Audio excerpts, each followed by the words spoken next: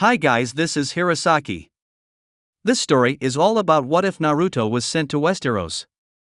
After Naruto defeated Madara and the 10-tailed beast, Kami sent him to his new destiny in Westeros. Found by Robert and Ned, Naruto will face the battles for the Seven Kingdoms. Now the stags, wolves and lions must deal with the fox as Naruto will shift the game for the Iron Throne. Welcome aboard! Chapter 6, The Royal Wedding. Up north in the domain of the Starks, about a few miles from the Wall, Jon Snow and the group of wildlings were pushing south in their mission from Mance Rayder. Jon and Ygritte shot a deer as the group pushed on to their next spot for camp. As they were walking, Ygritte spotted something that caught her attention and Jon noticed. She was looking at an old windmill. "Is that a palace?" Ygritte asked. "It's a windmill." Jon said. "Windmill? Who built it? Some king?" She asked as Jon shook his head. "Just the men who used to live here." Jon said. "Oh, they must have been great builders, stacking stones so high." Ygritte said. "Winterfell has towers 3 times that size." Jon said as Ygritte smirked, mocking, "Oh, I'm Jon Snow and I'm from Winterfell. My daddy was a fancy lord and I lived in a tower that touched the clouds." Ygritte joked. "If you're impressed by a windmill, you'd be swooning if you saw the Great Keep at Winterfell." Jon said. "What's swooning?" Ygritte asked. "Fainting." Jon said. "What's fainting?" Ygritte asked as Jon tried to figure out what to say. "When a girl sees blood and collapses." Jon said. "Why would a girl see blood and collapse?" Ygritte asked. "Well, not all girls are like you." Jon said. "Well, girls see more blood than boys." "Or do you like girls who swoon, Jon Snow?" Gasps, "Oh, a spider. Save me, Jon Snow. My dress is made of the purest silk from Tralalalide." Ygritte joked as she fell onto Jon, who was smirking. "I'd like to see you in a silk dress." Jon said as she stood back onto her feet. "Would you?" she asked as Jon pulled her close. "So, I could tear it off you." Jon said. "Well, you rip my pretty silk dress, I'll blacken your eye." Ygritte said as she kept walking and Jon followed. "Maybe one day I'll take you to Winterfell." Jon said as she looked at him. "Or maybe one day I'll take you there. After we've taken our land back." Ygritte said as Jon looked at her. "Ygritte, you won't win. I know your people are brave, no one denies that." Jon said. "You know nothing. 6 times in the last thousands of years, a king beyond the wall has attacked the kingdoms. 6 times they failed." Jon said. "And how do you know that?" Ygritte asked. "Every boy in the north knows it. We grew up learning it. Where the battles were fought, and the name of the heroes who died where. 6 times you invaded and 6 times you failed. The 7th time will be the same." Jon said. "Mance is different." Ygritte said. "You don't have the discipline. You don't have the training. Your army is no army. You don't know how to fight together." Jon said. "You don't know that." Ygritte said. "I do. I know it. If you attack the wall, you'll die. All of you." Jon said as Ygritte walked up to him. "All of us." Ygritte said as she pushed him against a rock and kissed him. "You're mine, as I'm yours. And if we die, we die.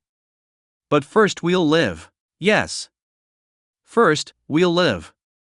Jon said as they kept kissing. Back in Essos, Daenerys was walking through her camp with Missandei alongside her as they made their way to Menma's tent. Yora got word on who the Yunkish allies were and that they had arrived, so they would go and gauge their worth. After the failed peace meeting with the Yunkish master and Daenerys saw how well Drogon got along with Menma, she began to wonder things. Drogon was never that comfortable with anyone else except her, not Yora or her Dothraki, or anyone else. Yet Drogon was as comfortable with him as he was with her. Not only that, but everything about Menma intrigued her. She had never met a man who was as confident, humorous, strong, somewhat of an idiot, yet had a good heart. She seemed to like him, if those were the feelings that she had for him. Something she felt that was much stronger than her feelings about Yora, not as strong as what she felt for Khal Drogo, but it was rising. She made her way to Menma's tent and walked in. Menma, Yora found out who the Yunkish allies are. Daenerys said as she walked in to see Menma holding a towel as he just finished washing his face, and he didn't have a shirt on. She saw the remaining water drip onto his chest, and his lack of a shirt showed off his muscles, scars, and the defined six-pack he had. Daenerys and Missandei blushed as they saw his toned body, and Menma looked at them. "Daenerys, you all right?" he asked as she quickly regained composure.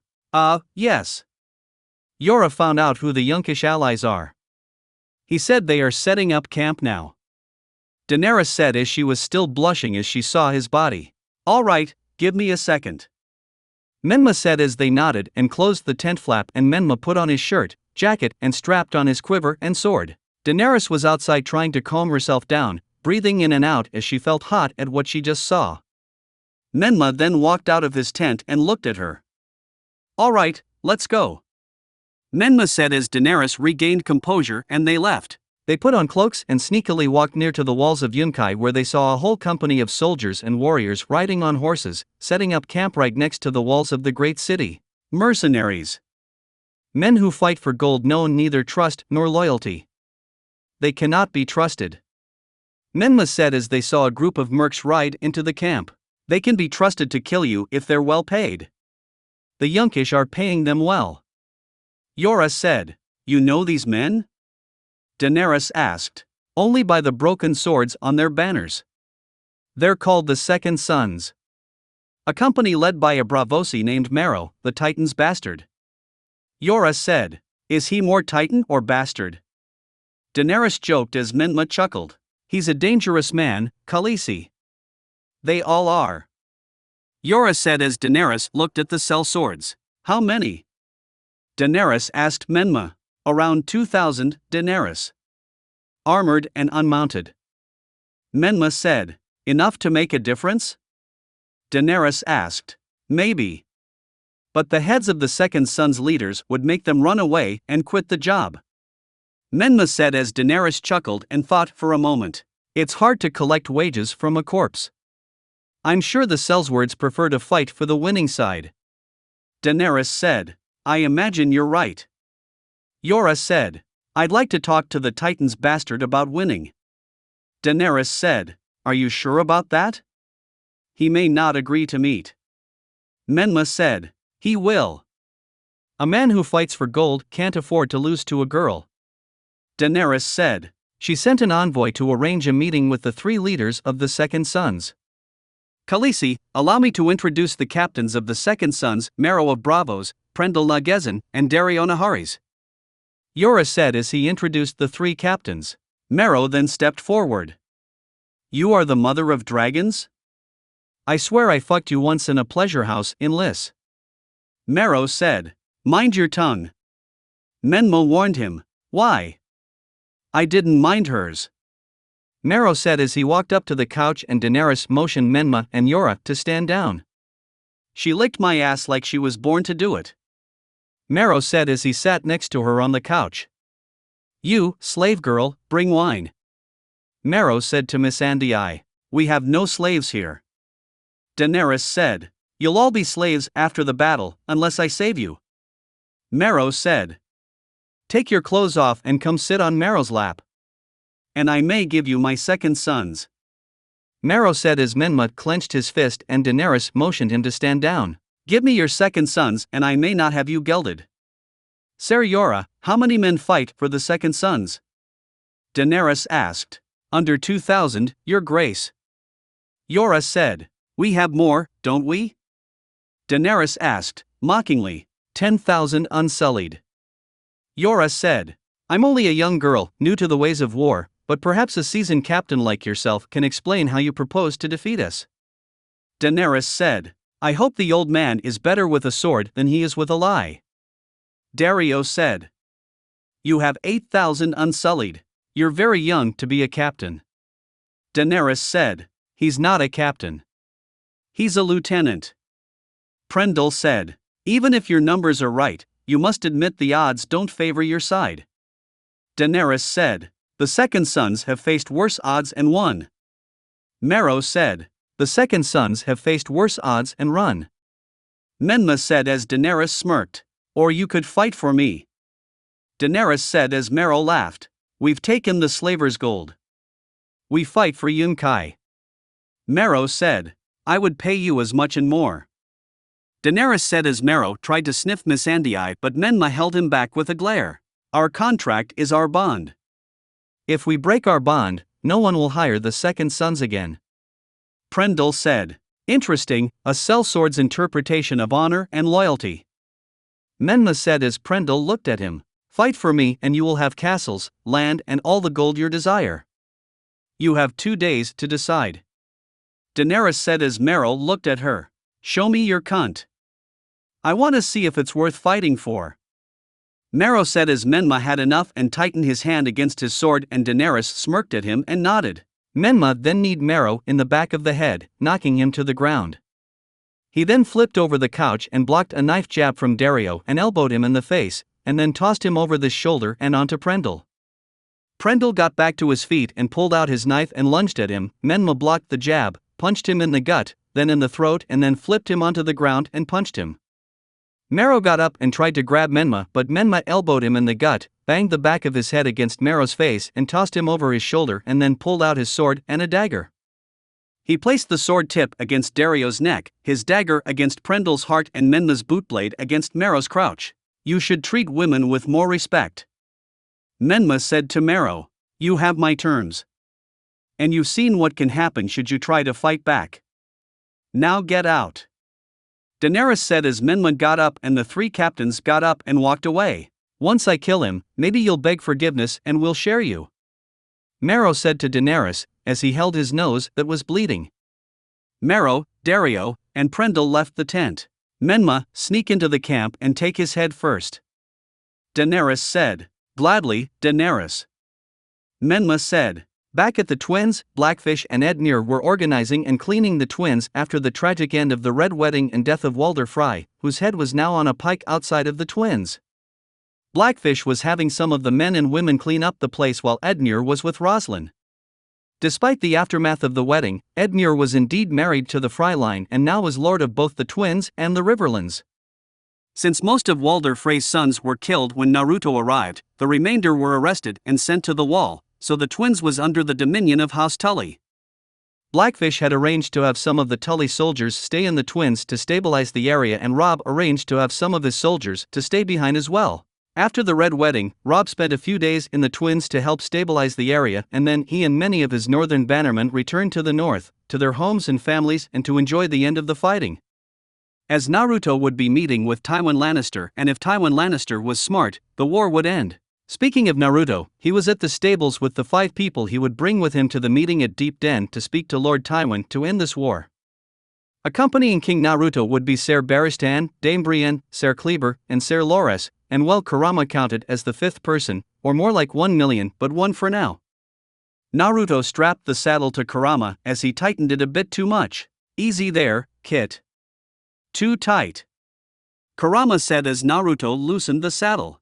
Sorry. Naruto said as he loosened it and put the packs on Kurama's saddle as his men got their horses ready. Marjorie then walked up to Naruto.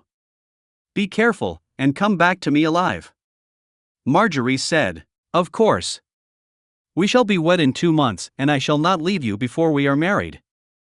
Naruto said as Marjorie smiled, and the two shared a brief kiss, and then Marjorie looked to Loras. You'll look after him, won't you? Marjorie asked. Of course. Loras said as Marjorie smiled. We're all ready, Your Grace. Brienne said as Naruto nodded. All right, let's saddle up. Naruto said as they all got on their mounts. Don't worry, I'll be back. Naruto said to Marjorie. I know you will. Marjorie said as Naruto and his men rode out of the city as the people of the city waved them goodbye, wishing them the best of luck. Naruto and his group rode for about 2 days until they came to Deep Den, location of House Lydon, who were gracious enough to let Naruto use the city for the peace signing. They even set up a large tent in the city where King Naruto could meet with Lord Tywin. Naruto and his group arrived at Deep Den and saw that the guards of the city were set up to keep the people away from the meeting. As Naruto and his group arrived, Kurama sniffed out a scent. Kit, they're here. Kurama said as Lord Tywin arrived with his group. His son Tyrion, Sandor Clegane the Hound, Kevan Lannister, and Tyrion's friend Bronn. Anyone else? If there is another ambush waiting, it's better to end this now. Naruto said. Nope. I've got no ill intent for Miles. Kurama said. Good, keep watch. Naruto said. Got it. Kurama said as Naruto and his men got off their mounts as Tywin and his group did the same. Naruto walked forward as Tyrion walked in front of his father, trying to keep things civil. If anyone had a chance of trying to keep the peace, it would be Tyrion. Lord Tywin, Tyrion, thank you for agreeing to meet with me. Naruto said. Of course. Though you didn't really give us much of a choice. Tyrion joked. Well, if the choice is between more war or the end of war, I'd think the choice is rather simple. Naruto joked back as Tyrion chuckled. Indeed. Tywin said as they entered the tent and Ser Barristan handed Naruto a map of Westeros while Brienne handed some paper to Tyrion. Tyrion, if you wouldn't mind writing down what happens here. Naruto said. Of course. Tyrion said. Lord Tywin, just to make this matter clear, you are agreeing to me to end this war and submit your surrender? Naruto asked. Yes. Lord Tywin said. Good. So, if you accept to end this war, then both Robb Stark and I will end the fighting between our houses. Naruto said as Lord Tywin thought for a moment and looked at Tyrion, who nodded. Yes. Lord Tywin said. Good. Naruto said as Tyrion started to write it down. The Starks have obvious grievances against your family, mainly your children. And they shall have to face trial for their crimes, yes? Indeed. You have my son and I believe you have some grievances with my daughter, Cersei. Lord Tywin said. And Joffrey as well. I am truly sorry about this, Lord Tywin, but they must face the consequences of their actions. Naruto said. I've spent my entire life trying to protect my children, teaching them to honor their house, but they have constantly besmirched their name. It's time that they understand that their actions have consequences. Tywin said with somewhat of a heavy heart. I truly am sorry for what you will have to go through. But, your grandchildren Tommen and Myrcella and innocent and clean slates for the Lannister house to start anew. Both Tommen and Myrcella will be allowed to keep their Lannister name. Naruto said. Thank you. Tywin said. As restitution for the war, the Lannister house will be restricted to the lands of Casterly Rock and Lannisport. You will help repair and pay for the damages of the war against the North as well as the sacking of the Riverlands. Naruto said as Tyrion wrote that down. All right. Tywin said as he listened. Also, the Lannister house will not be allowed to marry into my house bloodline or the bloodline of my kin in the future. The Lannisters will also not be allowed to enter King's Landing unless authorized for trade or authorized by myself or by one of my close advisors. Naruto said. That's fine. Tywin said. Also, you must give over Gregor Clegane and Amory Lorch. Naruto said as Tywin raised an eyebrow at this. Why those two? Tywin asked. Unless you would be willing to stand trial for the murder and rape of Elia Martell and her children, I believe the men who committed the crimes with extreme brutality are sufficient enough. Naruto said as Tywin nodded. Yes. Tywin said. And, the Lannister house will also send all men who accompanied the Mountain in the Riverlands to the Wall as punishment for the destruction and for the murder and rape of the innocent women. Your dog went wild without a leash and his men were just as bad. I heard of the women they raped and murdered. If there is one thing I distaste more than senseless violence, is rape. Naruto said as Tywin nodded. 1. Yes. Tywin said. But to help repair the violence and pain of war and fighting, I am also offering House Lannister the chance to start to rebuild its reputation in the light of the Seven and to the rest of the kingdoms. Currently, House Greyjoy is still in open rebellion and are isolated on their islands. My ships are on the other side of Westeros and the North does not have many ships that would be helpful in taking the islands. Casterly Rock and Lannisport are ideal ports to launch attacks on the Iron Islands. If you are willing to accept, I would like you to use your ships to block off the Greyjoys from sailing north and eventually help me bring Balon Greyjoy to justice. Naruto said as Tywin seemed to like the idea. Sound fair. But it will take some time as many of our ships haven't had the need to sail into battle for quite some time. Tywin said. How long until you have a fleet ready to sail against the Greyjoys? Naruto asked. I would have to talk with my men, but as far as I can guess, 4 months, optimistically, to fix our ships and prepare for a naval fight. Lord Tywin said. That's fine.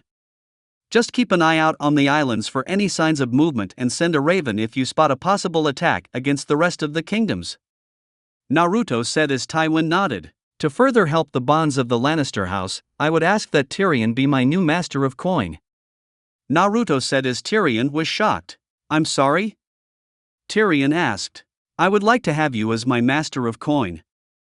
A Lannister knows their way around money, and it would help improve the Lannister house image if a Lannister was helping to ensure the finances of the king. Naruto said as Tywin looked at Tyrion. I believe that is up to my son. Tywin said as he looked at Tyrion. I may be a Lannister, but I know more about spending money than saving it. Tyrion said. Which is why you will be the perfect master of coin. You will know what not to do. Naruto said as Tyrion chuckled. Well, then it would be my pleasure. Tyrion said. Good. I will see you in King's Landing then, Tyrion. Take your time. Also, Lord Tywin, you are invited to the royal wedding and to appear at the trial of your children. Naruto said. Thank you, Your Grace. Lord Tywin said. Well then, I do believe we have come to an understanding? Naruto asked. We have. Tywin said. Then this war is over. Naruto said as he held out his hand. Indeed, it is. Tywin said as they shook hands, and the War of 5 Kings had ended. 2. Back up north, Jon and the group of wildlings were scoping out a nearby farm as Orell used his warg powers on his hawk to get a bird's-eye view on the farm. Only 1 man and 8 good horses. Orell said. What's one old man doing with 8 horses? Tormund asked. He breeds them for the watch. Jon said. How's he keep the folks from stealing them? Ygritte asked. The watch protects him. Jon said. Not today they don't. He's selling good horses, he's got some gold in there. Orell said. And proper steel. Let's carve him up. Orell said. We just take the horses and go. The old man's no threat. Jon said as they looked at him. I keep telling you. Orell said. He's an old man. A spear through the heart's a better way to die than coughing up your last with no one but your horses to hear. Ygritte said. The watch might send a few men looking for a horse thief. They'll send a lot more to hunt down murderers. Jon said. I hope so. Killing crows in their castle is tough. Killing them out here in the open, that's what we do. Spread out, surround the hut and move in. Tormund ordered as everyone got into position. They then ran to the hut as Jon used this moment to try and warn the old man. He banged Longclaw against a rock as the horses began to neigh that something was coming. The old man walked out of the hut and then saw the wildlings running towards his hut, so he got on a horse and rode away. Back with Naruto, he and his men had arrived back to the city. They rode into the gates as many people gathered to see the king, having heard that the king went off to discuss a peace treaty with Lord Tywin. They all looked at him as Naruto smiled as he saw Marjorie being escorted up to Naruto by some city watchguards. People of King's Landing.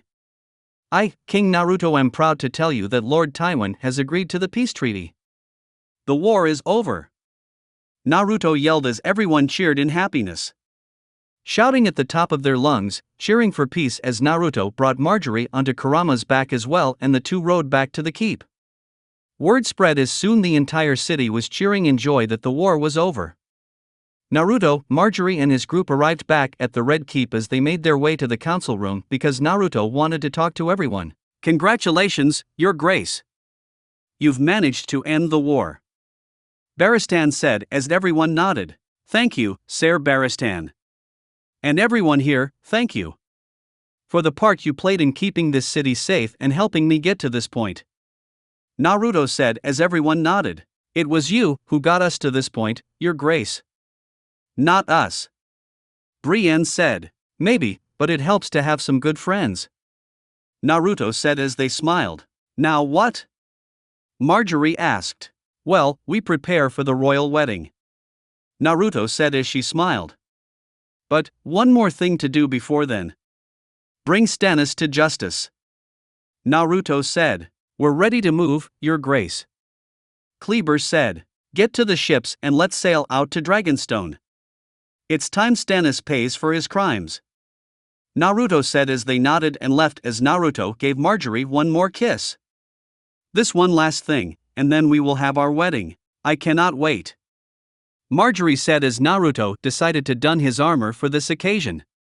He stepped out to the docks as the city watch saluted Naruto as he walked by in his armor while Kurama just walked alongside him. When you get to the rest of the ships surrounding Dragonstone, tell the captain to make for land and secure the beach.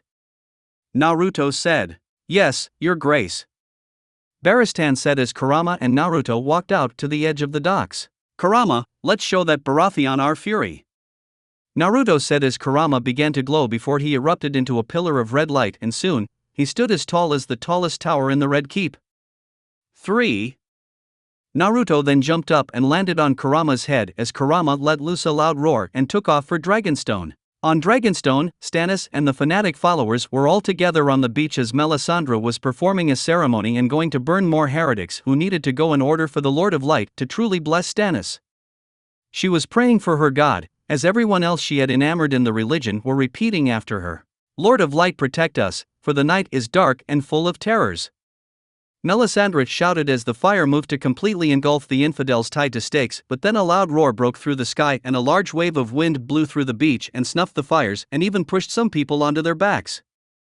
They then saw the nine-tailed fox of House Uzumaki run across the bay and towards the island as Stannis and Melisandre ran inside while some of the fanatic soldiers drew their swords as Kurama then jumped up in the air and landed near the beach, causing the seawater to splash all over the beach. Naruto then jumped down in his armor and drew his sword as he blocked a sword swipe from a soldier and then stabbed him in the stomach. He then spun around and swung his sword, taking off the head of another soldier as he blocked a sword strike from a third and then kicked him in the nuts, causing the man to fall to the floor in pain as Kurama then shrunk down in size and killed the remaining soldiers while the rest ran back to the castle. Naruto then ran up and cut the rope binds of the people tied to the stakes, one of who was the brother of Stannis' wife. Thank you, Your Grace. Thank you. The man said as Naruto nodded. You're welcome. Stay here, my men will be here shortly. Naruto said as they nodded, and the remaining people on the beach who were smart enough not to fight Naruto surrendered. Kurama, stay here and keep an eye on them. Got it. Kurama said as Naruto created about 15 clones and walked to the castle.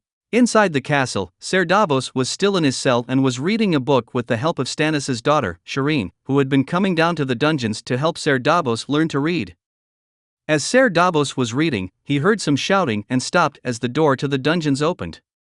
He stood up and went to the door of his cell and looked at the hallway while Shireen stood close to the cell as they saw a torch coming down the hall and they saw a blonde man in some very intimidating armor holding a torch and a sword. What's going on? Davos asked. Who are you? Naruto asked. Ser Davos Seaworth. Davos said. The famed smuggler who came to the aid of the people at Storm's End during Robert's rebellion? Naruto asked. The same one. Davos said. But you're supposed to be one of Stannis' most loyal men. Why are you in a cell? Naruto asked. Stannis is being influenced by the Red Woman. She's driven him to madness. Davos said. I can agree with you on that. And who are you? Naruto asked as he kneeled down and Shireen walked up to him. I'm Shireen Baratheon. Shireen said. You're Stannis' daughter. Naruto said. I am. Who are you? She asked. I'm Naruto Uzumaki. Naruto said. Oh, you're the orange flash I've heard so much about. Shireen said. I guess I am. Naruto said with a smile. I've heard of your battles and triumphs. Like the stories of the old Targaryen rulers in my book. Shireen said as Naruto and Davos smiled. They say you're the fastest soldier in the land and you ride a large nine-tailed fox who is your house animal. That would be true. Now what are you doing here? Shouldn't you be in your chambers? Naruto asked. I came down here to help Ser Davos. He doesn't know how to read, so I'm teaching him. Shireen said. Now that's a kind gesture. How about we get out of here? Naruto said as he broke the lock on Davos's cell and let him out. You're letting me out? Davos asked. I want the red woman to pay for her crimes of what she's done here. I'm guessing you do too. That is, unless you like it in your cell? Naruto asked as Davos looked back into his cell and then at Naruto. Right. Davos said as he walked out and followed Naruto out of the dungeons and onto the beach and saw Ser Barristan, Ser Loras, and some city watch who volunteered to come arrived on the beach. They were helping some people while others were tying up soldiers who were still fanatical in their love of the Lord of Light. Kurama then walked up to Naruto. Kit, your men have secured the island and taken over the castle and your clones are on their way down with Stannis and the Red Woman as we speak. Kurama said. Nice. Naruto said as Shireen and Davos were amazed at the large fox. Amazing. Davos said. Ah, so you're the man who led the naval assault against King's Landing. Kurama said as Davos nervously nodded. I'm sorry it came to fighting, and I'm sorry for the loss of your son. How did you? Kurama's unique in that sense. He knows everything. Naruto said to Davos. Not everything, but I do have amazing eyesight and hearing. Kurama said. Thank you. Davos said as Kurama nodded. And who's the little one? Kurama asked. Shireen Baratheon. Shireen said. Nice to meet you. Kurama said as he held out one of his tails and Shireen shook it. Kurama then noticed the grayscale on the side of her face. A horrid disease that if it didn't kill you would leave you horribly scarred. Kurama Chakra sensed the disease and smirked. Shireen, would you like to see a magic trick? Kurama asked. Yes, I would. Shireen said. Okay, close your eyes.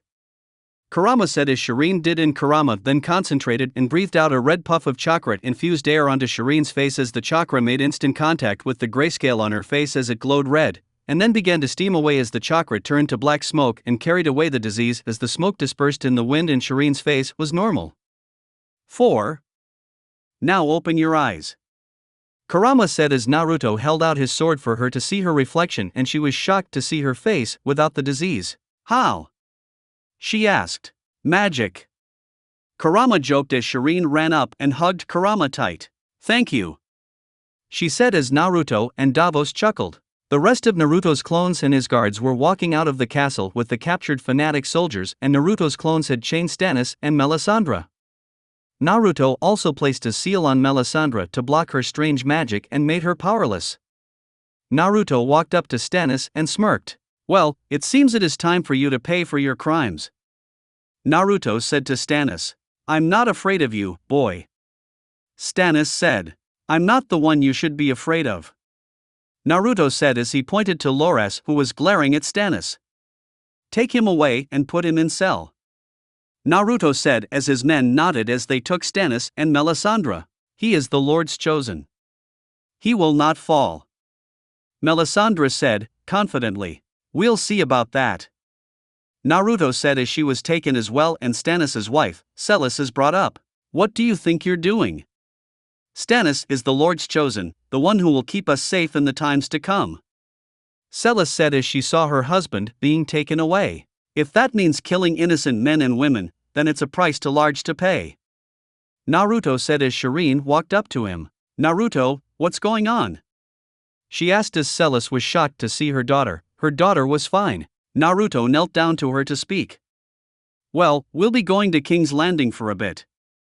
All of us. Your father has done some bad things. Naruto said. Bad things? Like sneaking out at night? Shireen said, in her own naive understanding. Exactly. So I need to take him to King's Landing and that red lady. For their punishment. You can come to King's Landing as well. Have you ever seen the city? Naruto asked. No, I've never left the castle. Shireen said. Well, you will love King's Landing when you see it. Naruto said as she smiled and looked at her mother who looked at her with a smile. Will my mother come? Shireen asked. Yes, we'll all go. Naruto said as she nodded and Naruto saw that Celis wanted to say something to her daughter so he motioned his troops to let her go. Celis then walked over to her daughter and looked at her. brushed her hair back and smiled at her daughter as tears came down her eyes. My daughter. Celis said as she saw her daughter was normal again and hugged her close, crying as she remembered how she treated her daughter, only because of how she looked and her disease. 5. How is this possible? Celis asked Naruto. I have my ways. Naruto said as Kurama stepped forward and she smiled. Thank you. Celis said as she hugged her daughter. Mother, are you all right? Shireen asked. Yes, I'm fine. Come, let's get on the ships. Celis said as she held her daughter's hand and walked to one of the boats. Naruto smiled as he saw the healing of the bonds between a mother and her daughter. Kurama also saw the smile on Naruto's face and chuckled. You're just a big softy at heart, aren't you? Kurama joked. You know me so well. Naruto said with a smile.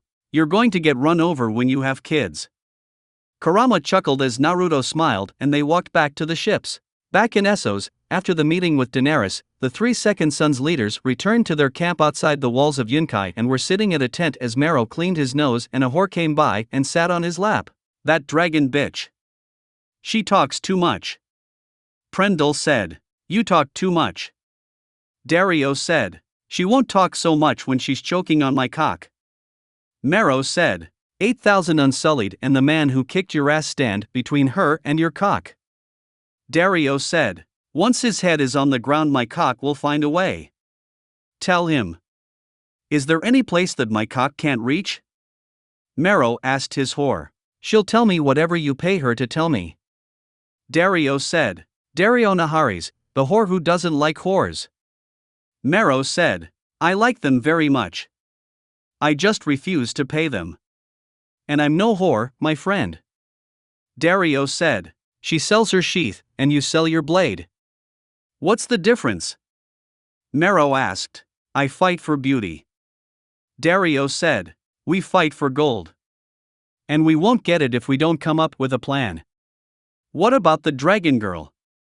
We can't beat 8,000 Unsullied on the battlefield. Prendel said. There won't be a battle. And we don't have to deal with her eunuchs, we only have to deal with her and her bodyguard. Mero said. She's well guarded. Dario said. Tonight's a new moon. One of us slips into her camp past her Unsullied and her knights.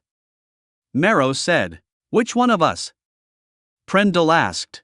Close your eyes, love.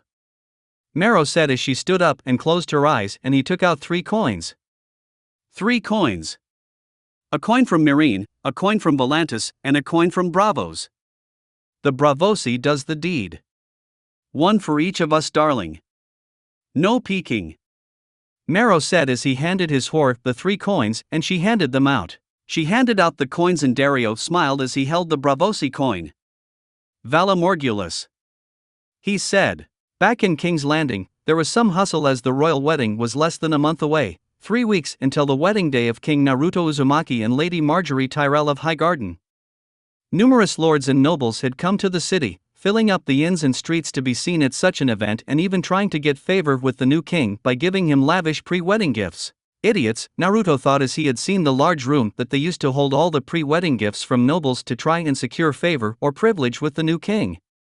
There were the gifts you would expect: gold vases or goblets, trunks of jewels and gold, handcrafted swords and weapons, paintings and clothes, blah, blah, blah. These gifts were now just becoming a nuisance. Naruto, Kurama, Baristan, Brienne, Kleber and Pycelle were all watching as more maids or workers brought in more gifts that added to the ever-expanding room of gifts and treasures he had been given. You think at some point this will become absurd? Naruto asked. Probably if we need another room. Kurama said as everyone agreed. You must admit, Your Grace, they are quite lavish gifts. Kleber said. Not denying that, Kleber. They are quite lavish, but if we will need 2 large rooms to hold all these gifts, it gets harder to appreciate that. Naruto joked as they chuckled. Do you have any plans, Your Grace?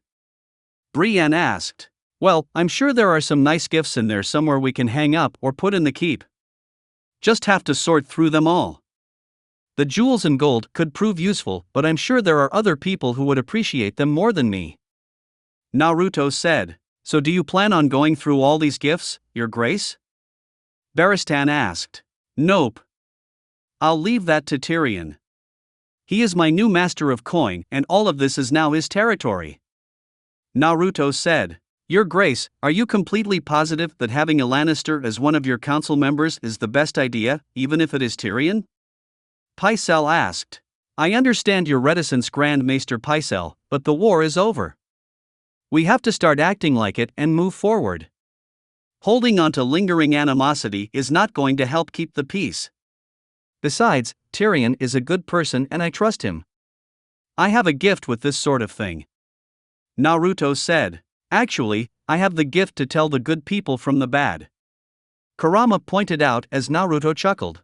Speaking of, shouldn't he be here by now? Barristan asked. Probably riding up to the gate as we speak.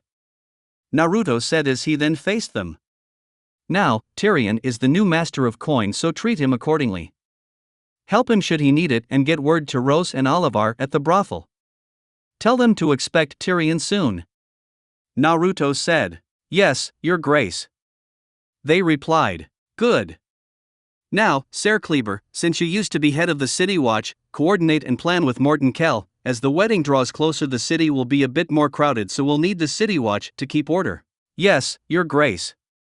Kleber said. Pycelle, double check and make sure everything will be ready for the ceremony, the September, and the wedding feast after.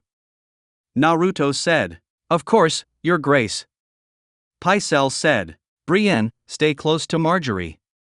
It's starting to get a bit hectic and I'd feel better if you were watching over her. Naruto told her. It would be my honor, Your Grace. Brienne said. That it's.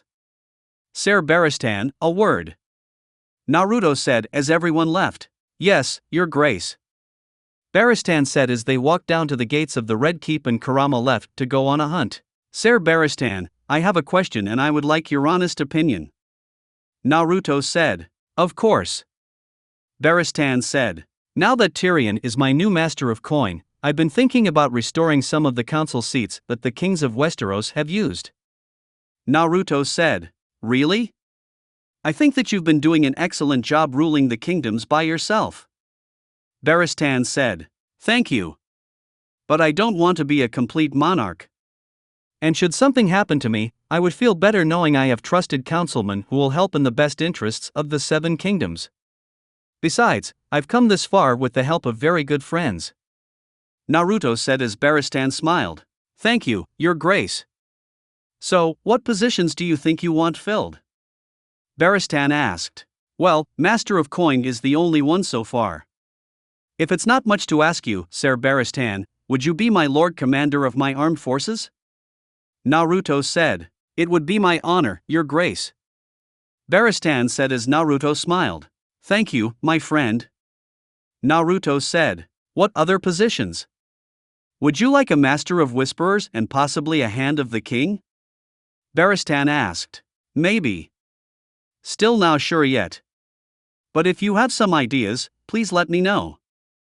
Naruto said as Barristan nodded, and they walked to the gates of the Red Keep and saw Tyrion and his group arrive.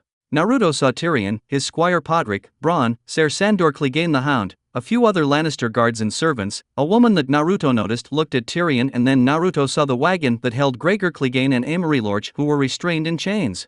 Welcome back to King's Landing, Lord Tyrion Lannister, new master of coin. Naruto said as he bowed with a light chuckle as Tyrion chuckled. It's been a while since I've been back to this city. And I can say that without a doubt, that the city looks better than it did before. Tyrion said. Thank you, and you should get used to it.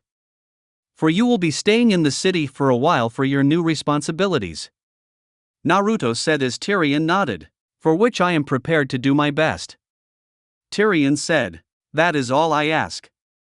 Naruto said as he saw his city watch guards take the mountain and Amory lock from the wagon. And your father delivered on one of the conditions of the treaty. Of course. Tyrion said. When he arrives, he'll personally bring Joffrey and Cersei. Ser Barristan, take the city guards and escort the mountain and Lorch to their cells. That will be their new homes until they stand trial. Naruto said. Yes, Your Grace. Barristan said as he escorted them to the jails. Well, I'm sure you'll find your stay comfortable here. I've instructed my guards to help you in any way possible with your new job. Naruto told Tyrion. Thank you, Your Grace. Tyrion said as Naruto chuckled. There's no need to call me that, Tyrion. I may be the king, but I still prefer Naruto. Naruto said. Quite right. Tyrion said. Well, then I should get settled and begin my duties. Yes, the guards will escort you and your men to the rooms you will be staying in. They'll also help you with any documents you may need, and I believe the first step in your position would be to head down to Baelish's brothel. Naruto said. Littlefinger's brothel? Tyrion asked. Now under the management of Rose and Olivar, and they told me they found some of Baelish's papers. I figured you could make use of them. Naruto said. Thank you, Naruto. Tyrion said. Of course. And enjoy yourself. We are 3 weeks out from the wedding, it's a time to be happy. Now if you'll excuse me, I have to see a certain jeweler in the city. Naruto said as he left and they saw him leave. He seems nice.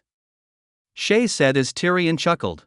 Boy's smart and an excellent fighter if my memory serves me right. I'd say we got ourselves a nice new job here. Bronn said. Indeed, let's get settled in and head down to the brothel. Tyrion said. Trip to the whorehouse, I thought you'd never ask. Bronn joked as they were escorted to their rooms in the Red Keep. Naruto walked into the city and was greeted with the sight of a busy day in King's Landing. With the royal wedding soon, many guests and lords and people of importance had arrived to attend the wedding. Merchants and vendors were selling food, jewelry, clothing or weapons as families went shopping and kids played in the streets. Naruto smiled as many people smiled back and bowed to Naruto as Naruto bowed and waved back.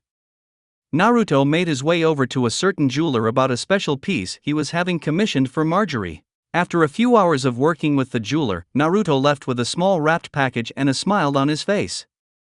He was walking through the city when he noticed Shireen and Ser Davos walking with some city watch escorting them. King Naruto! Shireen shouted as Naruto smiled as Shireen ran up to him and hugged him as Naruto hugged back. After Shireen had moved to King's Landing, she began to fit right in and Naruto looked after her and she liked him. Hello Shireen, are you having a good time? Naruto asked as he saw she was dressed in a lovely blue and green gown. I am. Ser Davos and I were walking through the city. My mother is back at the castle, she was too busy to come. Shireen said. Celis was able to stay out of a cell because Naruto let her to be close to Shireen and repair their bond. So as a sort of probation, she asked if there was anything she could do to help and Naruto told her to organize all of Stannis' old letters and records from Dragonstone that Naruto had taken. Naruto didn't know what he was looking for but it never hurt to be prepared. Oh really? Naruto asked as he looked at Ser Davos. It's been a long time since I'd been to King's Landing and I can say that the city looks great. Ser Davos said. Good, that's what I wanted. Would you like to get something to eat? There's a lovely restaurant nearby that is a place you must eat at. Naruto said. I'm in. Ser Davos said. Me too, what do they make? Shireen asked. Something called ramen. Naruto said with a smile. Never heard of it? Davos said. Not surprising. It's something I used to eat back where I came from. So when I became regent of King's Landing, I met with a cook who was willing to try my ramen recipe and it's been a big hit. Naruto said.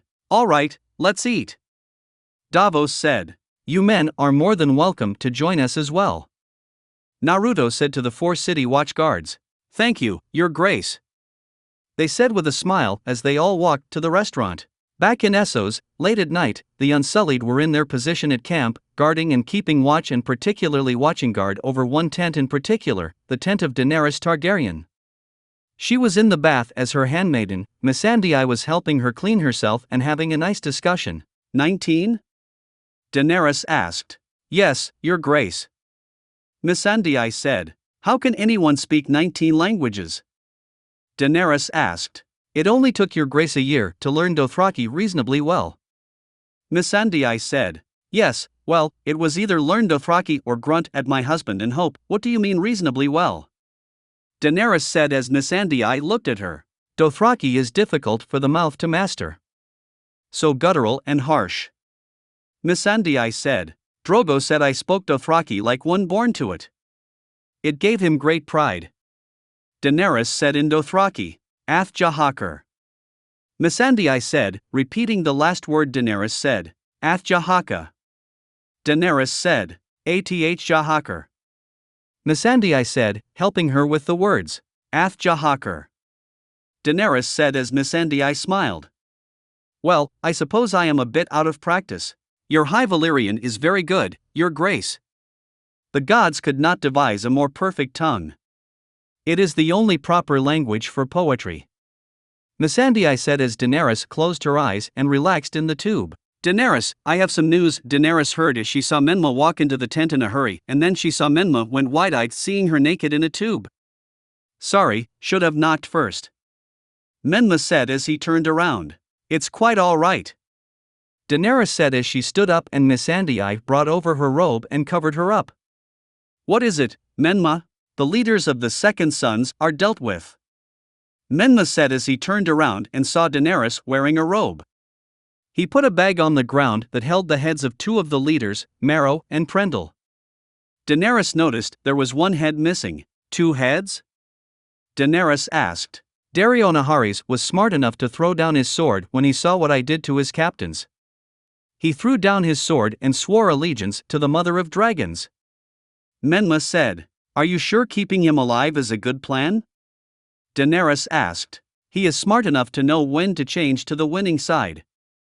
Time will tell if he will remain loyal, but for now, he has his uses. And I'll keep him in check. Menma said as Daenerys smiled. Well done. And the rest of the Second Sons? Daenerys asked. Well, after seeing their leaders and best warriors killed, I think they got with the program. They threw down their swords and swore allegiance to you. The Second Sons are at your command. Menma said as she smiled. Thank you. It was dangerous to ask you to take this mission. Daenerys said. No difficult at all. And I believe I found a way to end this fight quickly. Menma said as she smiled, and her heart fluttered a little as she saw his smile. What was going on? Was she falling for Menma? Back up north, Jon and a small group of wildlings had chased down the old man on horse until he got cornered near a windmill. They surrounded him and tossed him off the horse. The old man took out a knife as Tormund knelt down to him. That won't help you, Grandpa. Tormund said as he held his hand out, and the old man knew he was right and handed it over. Where were you riding? Doesn't matter now, does it? The old man said. No, it doesn't matter now. Tormund said. Cut his throat, or he'll tell the crows we're here. Orell said as Tormund unsheathed his sword. You understand. Tormund said. Let me stand at least. Let me go with a bit of dignity. The old man said as Tormund helped him up. Make the crow kill him. You're one of us now. Prove it. Orell told him as Tormund nodded. Jon then stepped forward and unsheathed Longclaw and placed it against the old man's neck. She looked sharp. The old man said as Jon nodded, and the old man began recited a prayer. Do it. Ygritte told Jon as she saw he was hesitating. Told you. He's still one of them. Orell said. Go on, boy. Tormund said as Jon gripped Longclaw. Jon pulled back to swing but couldn't bring himself to do it. Ygritte then pulled her bow back and fired an arrow in the old man's heart, killing him instantly. He's a crow. He'll always be a crow. And he's got his crow wife guarding him. He'll stab us in the back first chance he gets. Orell said. Kill him. Tormund said as Jon pushed Ygritte away, not wanting her to get involved, and swung at Orell, who blocked his sword. Tormund then ran over and grabbed Ygritte as she tried to get free. He's one of them. Do you hear me? Tormund told her as she tried to get free, but he held her to the ground. You're not going to die for one of them. As Jon was fighting against the group of 6 wildlings, a small group of soldiers were walking up to the windmill, as part of a mission by a lord to investigate some possible wildling presence. As the soldiers walked up to the windmill, they saw the wildlings. Wildlings! The captain shouted as he and his group of 5 soldiers drew their weapons and charged. Jon killed a wildling and saw the group of northern soldiers charged at them. The other wildlings charged at the soldiers and fought as Jon killed another and fought against Orell, and finally stabbed him in the stomach. You were right the whole time. Jon told Orell as Orell used the last of his strength to go into his warg mode and send his eagle at Jon. The eagle swooped down and clawed and scratched at Jon as Jon tossed it aside and killed it with his sword. Jon looked around and saw the small group of northern soldiers were down to one, but the wildlings were focused on them, so Jon made his escape. He got on a horse and rode back to the wall as Ygritte watched him leave, stunned in disbelief. Back with Tyrion, after he and his group had settled in and relaxed for a day, he, Bronn and Podrick went down to Littlefinger's old brothel, which was under the supervision and management of Roose and Olyvar. Roose was handing some books, rolls of parchments and small chests that Littlefinger had in his possession to Podrick, who was putting it on a cart. Roose smiled at Podrick as Podrick was diligently doing his job but also looking at Roose cleavage. Thank you, Olyvar, for keeping all of Littlefinger's notes and books. Tyrion said. Not at all. When Littlefinger died in Roose and I got control of the brothel, I figured it would be smart to keep some of the items. And since the king has assigned you new master of coin, I do believe you will need them. Olyvar said. Yes, Pod. Tyrion said as he saw Pod was enamored by Roose cleavage. Pod. Take them outside, I'll be there in a moment. Yes, my lord. Pod said as he left. Good luck, Lord Tyrion, with your new position. God knows you'll need it. Olyvar said. Thank you for the vote of confidence. Tyrion said as he walked to the door. Well, should you need anything, you're more than welcome here.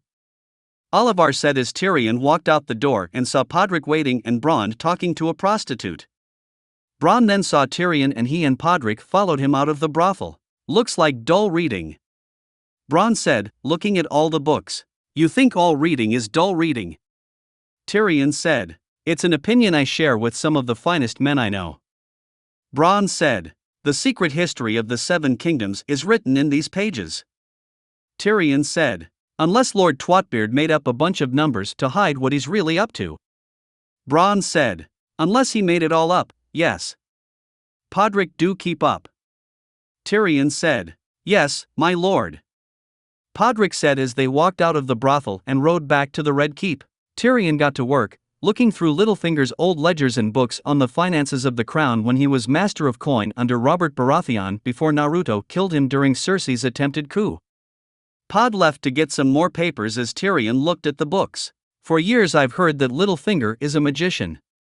Whenever the crown needs money, he rubs his hands together and, poof, mountains of gold. Tyrion said. Let me guess. He's not a magician. Bronn said. No. Tyrion said. He's stealing it? Bronn asked. Yes, but he's also been borrowing it. Tyrion said. What's wrong with that?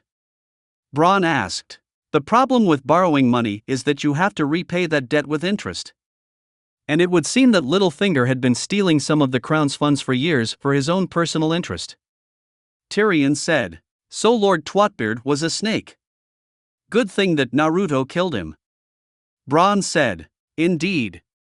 But even though he is dead, we still have to face the consequences of his actions.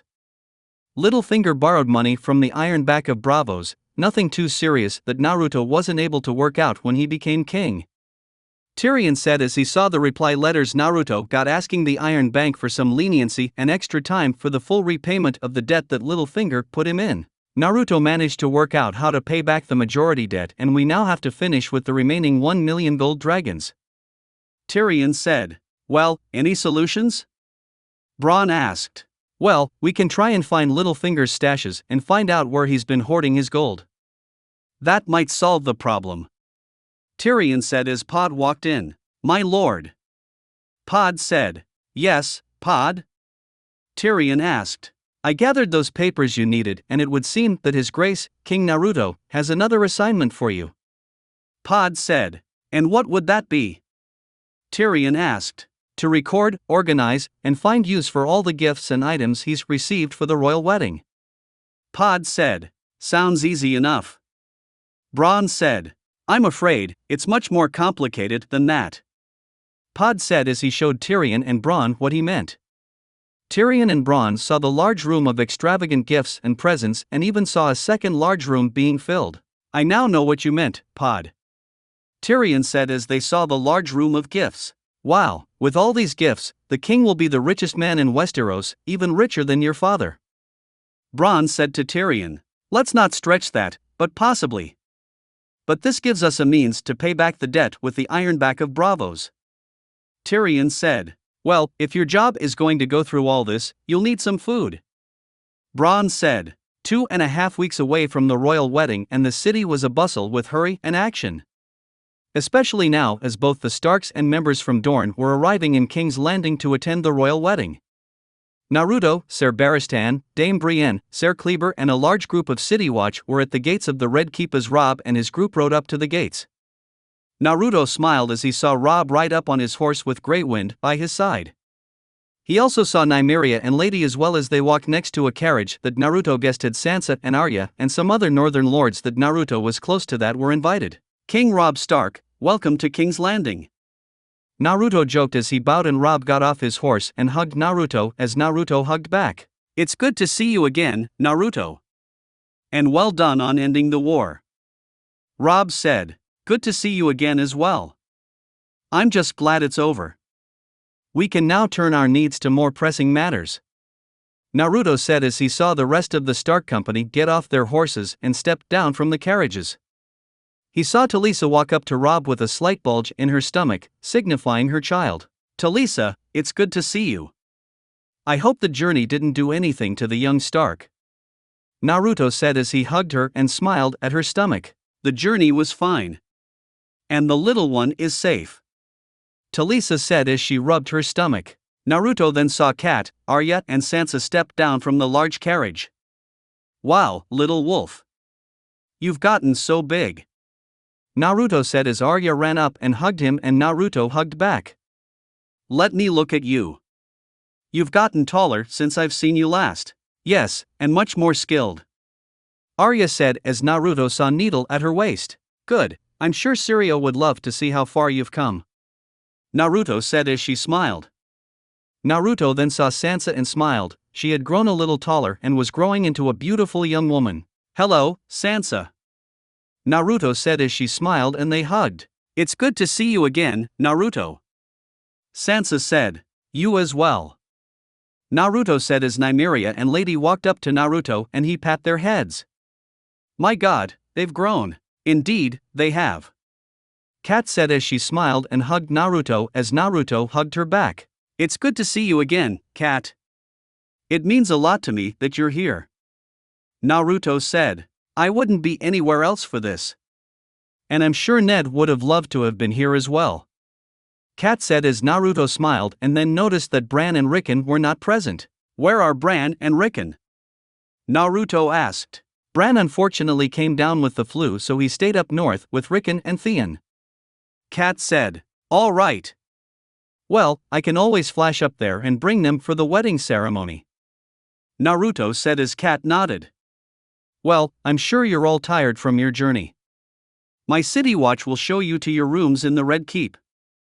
Naruto said as the City Watch began to help with the luggage. Thank you, Naruto. Robb said as they were escorted to the Red Keep. Naruto, if you wouldn't mind, I'd like to talk to Marjorie. Kat said as Naruto nodded. Brienne, if you would escort Kat to Marjorie. Naruto said. Of course, Your Grace. Follow me, Lady Stark.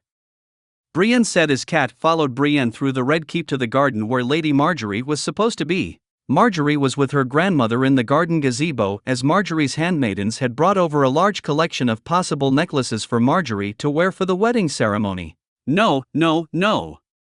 You're a queen, not an ox. Your grandfather gave me a necklace just like this one.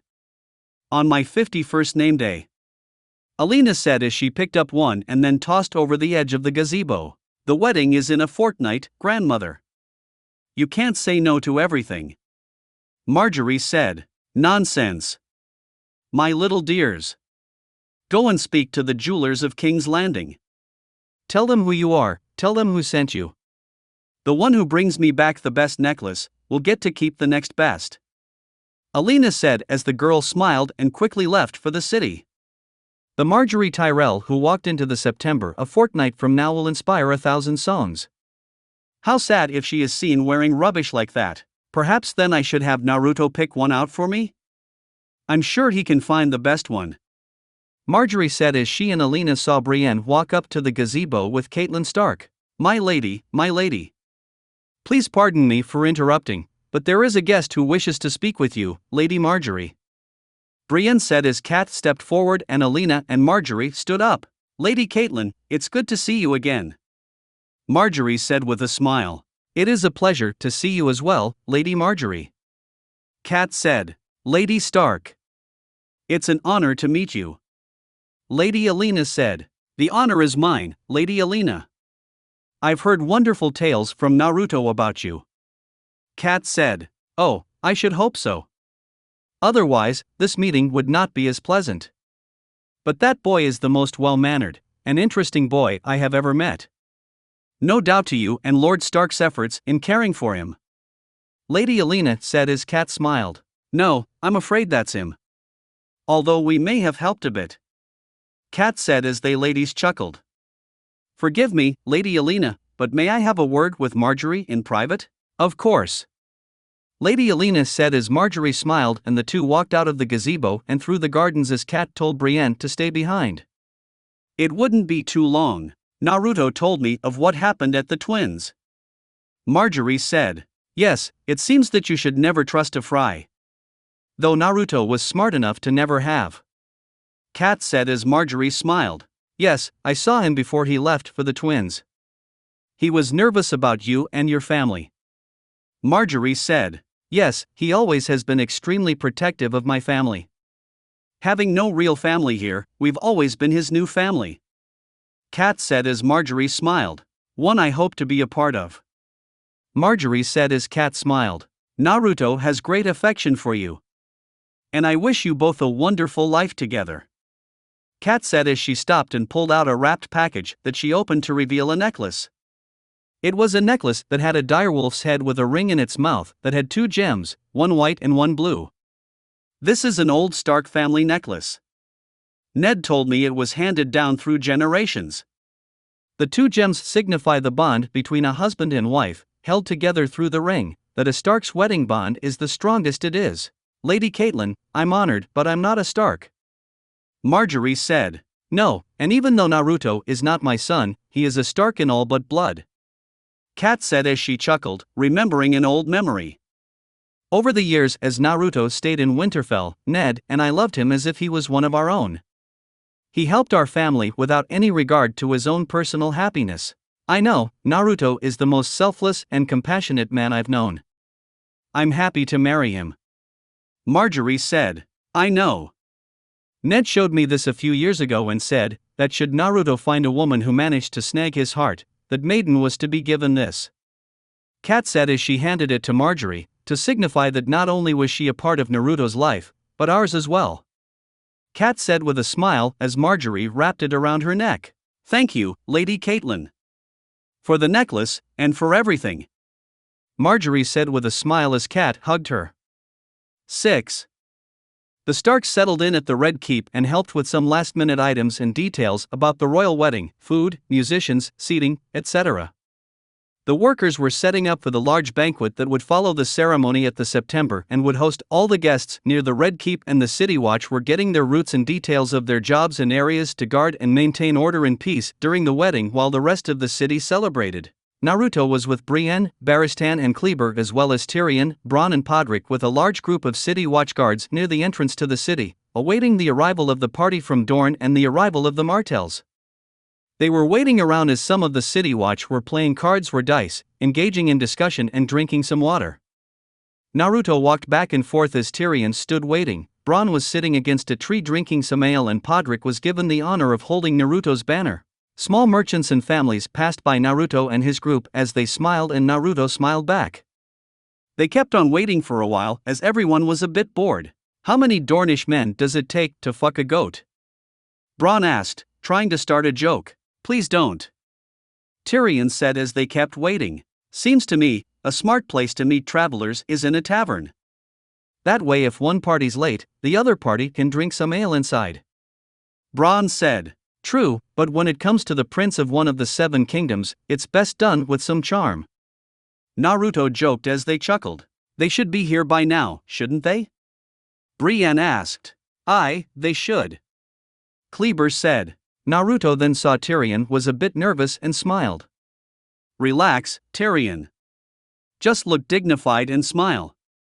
Let me do the talking. Naruto said as Tyrion nodded. Probably best that way. Tyrion said. Why's that? Bronn asked. There's bad blood between the Martells of Dorne and the Lannisters of Casterly Rock. Has been for years. Tyrion said. Ah, and just in case the Martells of Dorne want to spill some Lannister blood, here you are. Bronn said. Relax, it won't come to that. Tyrion is part of my council and should be present for this if we are to mend wounds between your families. I won't let them kill you. Naruto said as Tyrion smiled. Ah, here we are. Barristan said as they saw a caravan ride up the road and Kleber signaled the city watch to stand at attention. Can you read the sigils? Tyrion asked as they all looked in the distance. Yellow balls? Bronn said, not sure. Wild lemons in a purple field. House Dolt of Lemonwood. Podrick said as he looked at the other sigils. A vulture grasping a baby in its talons, House Blackmont. Crown Skull, the Manwooties of Kingsgrave. I know those are all Dornish houses. Tyrion said. I need a sigil. Bronn commented. And House Martell, a red sun pierced by a spear? Naruto asked Podrick. I don't see if your grace. Podrick said as Naruto nodded and stepped forward as the headman of the caravan stopped in front of Naruto. Greetings, my lords. It is my honor to welcome you to King's Landing for the attendance of the royal wedding. I am His Grace, King Naruto Uzumaki, and this here is my master of coin, Tyrion Lannister. Naruto said as he and Tyrion bowed and the lords on their horses bowed their heads as well. It is our honor to be here, your grace. One of the lords said as Naruto smiled and looked around and noticed a party missing. Forgive me, my lords, but I don't see Prince Doran with you. Naruto said. Our apologies, your grace. But the prince's health forces him to remain at Sunspear. He sends his brother, Prince Oberyn, to attend the royal wedding in his stead. The lord said as Naruto smiled. Ah, I had no idea. I am honored to have a warrior renowned as Prince Oberyn attend my wedding. And where is Prince Oberyn? Naruto asked. He arrived before dawn, your grace. Prince Oberyn is not a man for welcome parties. The lord said. Very well. My lords, these fine men from the City Watch will escort you to your quarters in the Red Keep. No doubt you are weary from such a long journey. And should you need anything, all you must do is ask. Naruto said as he bowed and the lords bowed in return and were escorted to the Red Keep by the City Watch as Naruto, Tyrion, and their group walked away. Now where? Bronn asked. Let's find Prince Oberyn before he accidentally kills somebody. Naruto said. How do you plan on finding a single Dornish man in a city this big? Bronn asked. You're famous for fucking half of Westeros, you've just arrived at the capital after 2 weeks of bad road, where would you go? Tyrion asked. I'd probably go to sleep, but I'm getting old. Bronn joked as they chuckled and got on their horses and rode into the city to find Prince Oberyn. Prince Oberyn Martell and his paramour Ilaria Sand were at the brothel in a private room that Olivar had given the prince. He also brought the prince 3 prostitutes for him and Ilaria to choose from. Prince Oberyn looked at the 3 girls while Ilaria was sitting on a cushion enjoying some fine. Prince Oberyn then stopped by the last girl in the line and smiled. Oh, look at this one. How lovely is she? Oberyn asked Ilaria. Beautiful, but pale. Ilaria said. They like them pale in the capital. Oberyn said as he removed the girl's robes and saw she was a bit nervous. Do I frighten you? He asked as the girl shook her head no. You like? Timid. Timid bores me. Ilaria said as Oberyn moved to the next girl. You're a bit of mischief, aren't you? Oberyn asked the next girl who chuckled. I think she likes you. Oberyn said to Ilaria. She has good taste. Ilaria said as Oberyn removed the girl's clothes and she walked up to Ilaria. This one will do nicely. Very good, my lady. Olivar. Oh, I'm not a lady. Ilaria said. A show of courtesy, my lady. Olivar said. A lie, anywhere. Why not use the right words? I am a bastard, and she is a whore. And you are, what? A procurer? Ilaria joked as Olivar chuckled. Any of the others? Olivar asked as Ilaria said no, and he sent them away. You stay. Oberyn told Olivar. I'm afraid I'm not an offer, my lord. Olivar said to Oberyn. Everyone who works at a brothel is an offer. Oberyn said. I'm afraid you are misinformed, my lord. I am now the owner. Olivar said. How did that come to happen? Oberyn asked. By his good grace, King Naruto. Olivar said as Oberyn chuckled. Well, then you will have the honor of laying with a prince. Have you ever laid with a prince? Oberyn asked as Olivar nodded no as Prince Oberyn smiled. Well, I get my way. Prince Oberyn said as he then heard a man singing a song he knew all too well, The Rains of Castamere. Ilaria heard the singing as well and knew that Oberyn would do something rash. Oberyn. Oberyn, don't. She said as Oberyn ignored her and left to find the room where the song was coming from as Ilaria and Olivar followed. The song was being sung by one of the Lannister guards that was allowed to accompany Tyrion into King's Landing as his new stay as Master of Coin. Naruto allowed Tyrion a small group of his family guard under the order that they would behave themselves. Well, that wasn't going to last much longer. 2 Lannister guards were in one of the rooms of the brothel with a woman on their laps as one of the men sang the song. The man finished the song as the 2 Lannisters saw a Dornish man walk in. You lost friend? One of the Lannisters asked. Forgive me for staring. I don't see many Lannisters where I'm from. Oberyn said. I don't see many Dornishmen in the capital. The Lannister said. I don't like the smell. Oberyn said as Olivar and Ilaria walked into the room. Come with me, lover. Ilaria said to Oberyn to try and get him to leave. Gods, look at this one. The other Lannister said as he saw Ilaria. Sire, if you follow me, I can arrange for a private room. Olivar said. Why are you wasting a woman like this on a Dornishman? Bring him a shaved goat and a bottle of olive oil. The Lannister joked as the other laughed while everyone else felt the tension rising. You know why all the world hates a Lannister? Oberyn asked as he walked up to the man who made the comment about Ilaria as the 2 prostitutes left and the 2 Lannister guards stood up, ready to fight. You think your gold, your lions and your gold lions make you better than everyone. May I tell you a secret? You're not a golden lion. You're just a pink little man who's far too slow on the draw. Oberyn said as the Lannister eyed his sword on the table. The Lannister grabbed the hilt of his sword on the table, but as soon as he touched it, Oberyn took out a knife and stabbed it in the man's wrist, pinning it to the table as the Lannister shouted in extreme pain. A long sword is a bad option in enclosed quarters. Oberyn told the man as he saw the other Lannister ready to fully draw out his sword. When I pull my blade, your friend starts bleeding. Quite a lot, I'm afraid, so many veins in the wrist. He'll live if you get him help, straight away. Oberyn said as he twisted the knife. So, decisions? Everyone then heard footsteps as they saw King Naruto, Lord Tyrion, Bronn and Ser Barristan walk in. Prince Oberyn, forgive the intrusion, we heard there might be trouble. Naruto said as Oberyn pulled the knife out of the man's wrist and the 2 Lannisters left in a hurry. Ilaria then walked up to Oberyn. Apologies, my love. Oberyn said as he kissed Ilaria while Naruto and the others watched in a bit of awkward silence. I'm here to welcome you to the capital. Naruto said as Oberyn broke the kiss. King Naruto, forgive me for what you had to witness. A minor altercation.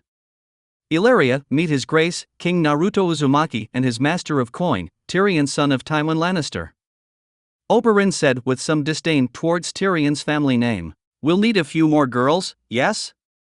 Oberyn told Olivar as Bronn nodded while Tyrion shook his head no. You don't partake? Oh, I have someone special already. Tyrion said. Prince Oberyn, if I may a word in private? Naruto said as Oberyn nodded and then nodded to Ilaria. Naruto and Oberyn walked out of the brothel into the streets of King's Landing. Seems I visited the Lannister brothel by mistake. Oberyn said. Oh, there is no Lannister anything ever since the war ended. Those men were merely guards for Tyrion while he remains in King's Landing. I'll have a talk with them later about causing altercations with royal guests. Naruto said. I imagine that won't be a fun talk. Oberyn said. It is an honor to meet you. I heard of your brother's health. I do hope he is alright. Naruto said. Doran should be fine. Although travel would not have been good for him. If we are speaking truthfully, I imagine you are a bit disappointed that you are not meeting my brother. Oberyn said. Truthfully, no. If it were your brother or you, I am still honored to have you and the houses from Dorne attend the royal wedding. Naruto said as Prince Oberyn chuckled. You are quite different than how I imagined you to be. Prince Oberyn said. I imagine I should take that as a compliment. Naruto said. You can take it however you wish, though I find it surprising that even after a war with the Lannisters, you have one working for you. Oberyn said. With me. And even though I fought a war with the Lannisters, Tyrion is my friend and it helps to mend the animosity that started because of the war. If we don't try and make peace, then we're likely to have a repeat of the event that we don't want. Naruto said. Well, you are king. So, who am I to disagree with you? Prince Oberyn asked. Oh, I actually welcome criticism. It helps one to become a better leader if you hear what people think you're doing wrong. Naruto joked. You truly are a wise one. Prince Oberyn said. I suppose I am. And I'd hope that with you here that we may come to a better understanding than Robert was able to. Naruto said. And how do you propose to do that? Oberyn asked. By giving what you and your family deserve, justice. Naruto said as he motioned Prince Oberyn to follow him. Naruto and Prince Oberyn made their way to the dungeons of the castle and they walked through the halls of cells and made their way into one hallway with 6 guards guarding 2 doors. The City Watch guards stood at attention as they saw King Naruto arrived. At ease, men. Naruto said as his men eased. I know you have not been to the city in a long time, with the last under a different rule. I heard of what happened to your sister, Elia Martell, and her children. While I cannot bring her back to life, I can grant you the opportunity to see that her soul is at rest and your family be given justice. Naruto said as he motioned his guards to open the cell of the 2 doors and Prince Oberyn glared at who he saw. In the 2 cells were Gregor Clegane and Amory Lorch chained and restrained to the walls of their cells. Prince Oberyn glared in anger of the 2 men who had killed his sister and nieces and nephews. The Mountain raped and killed his sister while Lorch had viciously murdered his niece and nephew. I know that the loss of your sister can never be regained, but you deserve justice. These men along with others will be sentenced to trial after the royal wedding, at which point you will be allowed to weigh judgment and carry out the final sentence. Naruto said as Prince Oberyn looked over to him and smiled. He then walked over and hugged Naruto as Naruto returned the hug. Thank you, Your Grace. The Red Viper shall be patient and when he is allowed, will strike them down. Oberyn said as he glared at the 2 men. Back in Essos, Daenerys had gathered Yora, Grey Worm, Missandei, and Menma in her tent to discuss Menma's plan he got from Dario, who was currently waiting outside since this was a private meeting and he wasn't yet trustworthy. Menma pulled out a map of Yunkai that Dario gave him and placed it on the table as he told them the plan. Where? Daenerys asked as she looked at the map. There. Menma said as he was by her side and pointed to one of the gates. It's a back gate. Dario said that the second sons use it to visit Yunkai's bed slaves. His men, but not him? Yora asked as they looked outside. He didn't say. This is where we enter the city. Very few guards are in position. Dario says they know him, so they'll let him inside. Menma said. We're not going to sneak an army through a back gate. Yora said. We won't. We kill the guards and sneak through the back streets, which Dario says he knows well, and then open the front gates, which will allow the army in, and then the city will fall in ours. Menma told them as they all shared looks of unease. Or he'll lead you and us into the slaughter, cutting the head off our army. Yora said as he then looked at Grey Worm. You command the Unsullied, what do you think? You are a leader now. Do you trust him? Daenerys translated for Grey Worm. Grey Worm looked at Menma. I trust him. You honor me, my friend. Menma said in Valyrian, surprising everyone. You speak Valyrian?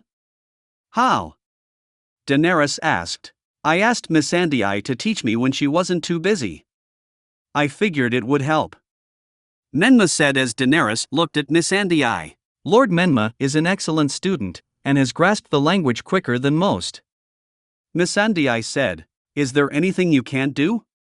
Daenerys asked Menma. Lead my friends into a possible trap. Which is why it'll be just me going in. Menma said as they were shocked. Menma, that's crazy. Yora said. I'll go in alone with Dario and another one of his men. If it is a trap, I can take care of Dario and then open up the gate. Plus, if there is a smaller number of men, it'll be much easier for me to sneak around the city. Menma said as Daenerys and the others thought it was a crazy idea. Menma, this is absurd. I cannot let you do this. Daenerys said. I wasn't asking for your permission, Daenerys. I can do this, and this way, no one else can get hurt. Menma said as she reluctantly nodded. All right, you leave tonight. Daenerys said. I'll prepare. Menma said as everyone left the tent as Yora walked up to Menma. Menma, you could use another sword in there. Yora said. You've been with Daenerys the longest, Yora. Your place is by her side. I can handle myself. Menma said as Yora shook his hand, wishing him luck. Menma then looked at Daenerys as she smiled and he winked as he left for his tent to prepare. Back in King's Landing, it was a few days before the wedding as the pressure began to intensify a bit and everyone was working double time to make sure that everything was ready. All the invited guests to the wedding had arrived and enjoying themselves as the last guest strolled up to the gates of the Red Keep, and that was Lord Tywin Lannister. When he rode up the city to the Red Keep, he was met with some anger and frustration as some of the residents of the city were refugees because of Tywin's attacks on their villages and homes, so he wasn't completely welcome, but they didn't chuck rocks at him, which was a plus. Tywin, along with some guards and servants, and his brother Kevin rode up to the gate with the carriage that was carrying Joffrey and Cersei. Tywin saw Naruto waiting at the gate with his personal Kingsguard, some City Watch, along with Robb, Cat, and some Stark men and Tyrion and Bronn as well. Lord Tywin, welcome to King's Landing. Naruto said as Tywin got off his horse and did a half bow to Naruto. It is an honor, Your Grace, to be here. Thank you for the invitation and for your leniency to my house. Tywin said. Of course. Naruto said as Tywin motioned his men to take Cersei and Joffrey from the carriage. I will escort my children to the dungeons. Tywin said. Tyrion, Bronn, would you please go with Tywin? Naruto asked. Of course. Tyrion said as he and Bronn escorted Tywin, Cersei and Joffrey to the dungeons. Tyrion, Bronn and some City Watch escorted Lord Tywin and the prisoners to the dungeons in the Red Keep. The City Watch opened up 2 cells as they put Cersei and Joffrey in their new homes. Father, please. Cersei said as she was put in her cell and the City Watch locked the door. Tywin gave a loud sigh mixed with relief, exhaustion, and somewhat sadness. He then left the dungeons as Tyrion stayed behind and went up to the cell of his brother, Jaime. Tyrion motioned the guards to open the door and they nodded. The door opened and Tyrion saw his brother chained up to the wall. Tyrion saw that Jaime looked much better than when he first saw him a few days ago. Naruto, because he felt that no one deserved to be put in that kind of ragged condition, allowed Jaime to bathe and clean up so his horrible odor didn't kill him before the trial. Jaime was allowed to bathe under strict watch and supervision, and given a shave and some new clothes. Naruto wanted him to pay, but he wasn't cruel. Jaime looked up and saw Tyrion walk in as the guards closed the door. Well, aren't you a sight for sore eyes? Jaime said. The same could be said for you. Tyrion said. You've seen better days. Well, sorry I cannot give a better appearance. I've been held captive for well over 2 years. Jaime said. You know, this isn't actually that bad. It's roomy, you're given plenty of food, a bucket to piss in, and Naruto allowed you to bathe and shave. Tyrion said. Yes, you should have seen me before. I was a regular wildling. Jaime said as the brothers chuckled. I imagine you would make a pretty decent wildling. Tyrion joked as Jaime scoffed. No, really. You're skilled enough to defend yourself, you're ruthless when you want to be, and you'll get to live how you want. Well then get me out of here and I'll head north of the wall. Jaime joked as he and Tyrion chuckled. Even after everything, chained here in this dungeon, your attitude and humor remains. Tyrion said with a smile, happy to see his brother was still there. Is there anything you can do? Jaime asked. I'm afraid I've done all I can. I was the one who talked Naruto into meeting with our house to discuss a peace treaty so he didn't destroy us all. Even father realized he couldn't fight against Naruto, he agreed to the peace treaty and even gave over the mountain and Lorch to stand trial. Tyrion said. And Cersei? Jaime asked. You, Cersei and Joffrey are to stand trial for your crimes after the wedding. Tyrion said. He's putting us on trial? Jaime asked. He is. Many would have gone for a direct execution, but Naruto wants a trial. You'll have a chance to win your freedom. Tyrion said. Easy, a trial by combat and I'll be out of here. Jaime said. I hope your confidence will help you in the fight. Tyrion said. Back with Naruto, he was in the Red Keep training courtyard, getting some bow practice and de-stressing after all the work he's been doing. He pulled back an arrow and fired it at the first target, splitting the other 5 arrows he fired at the center. Naruto then heard someone walk into the courtyard and turned to see Sansa. Sansa, how are you liking the city? Naruto asked as Sansa hugged him and Naruto hugged back. It's great. Much better than when I was here last. Sansa said as Naruto smiled and fired another shot at the target, splitting the other arrows. That's good to hear. How's the rest of your family settling in? Naruto asked. Arya is with Sirio for her lessons. She says that Sirio is going to push her skills to the next level and wants a match with you. Sansa said as Naruto chuckled. She's about 100 years away from a match with me. Naruto joked as he fired another arrow. What about Robb and your mother? Robb and Talisa are enjoying their time together and Kat has been spending a lot of time with Lady Alina. Sansa said. That's good. How about you? How have you been? Naruto asked. I've been fine. A bit bored since you aren't at Winterfell. Sansa said. I know. But I've got responsibilities here at King's Landing and I've been busy with the war. But my clone is up there so, technically, I'm up there as well. Naruto said. Sure, but the clone isn't the real thing.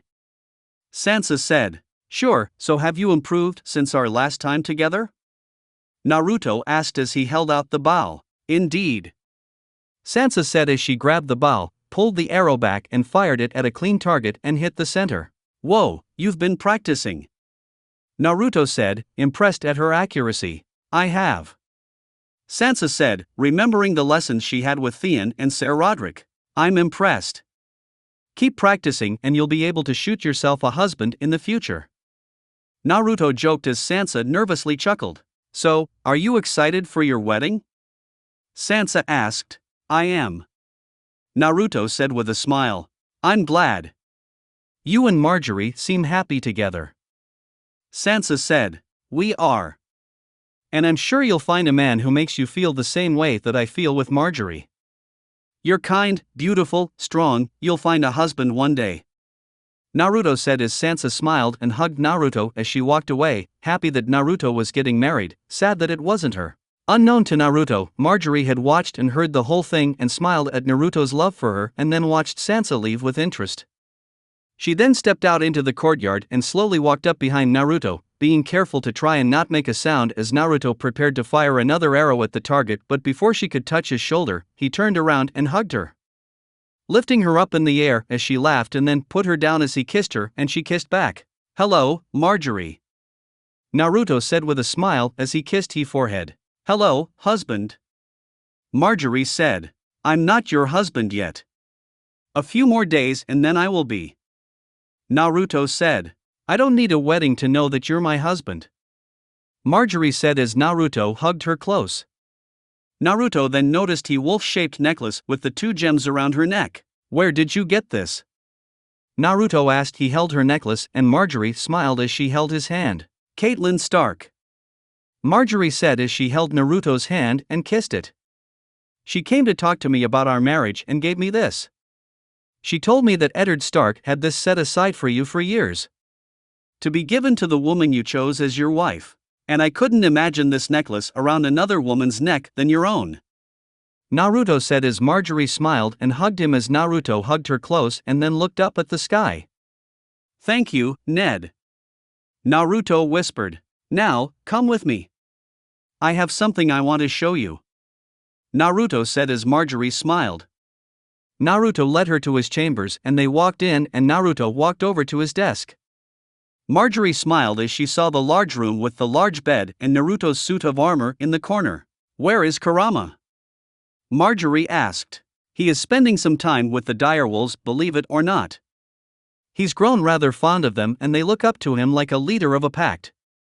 Naruto said as he removed a wrapped package from his desk. In a few days, this will be our chambers. Marjorie said. It will. Close your eyes and turn around, I have a gift. Naruto said as Marjorie smirked. Oh really? Marjorie asked.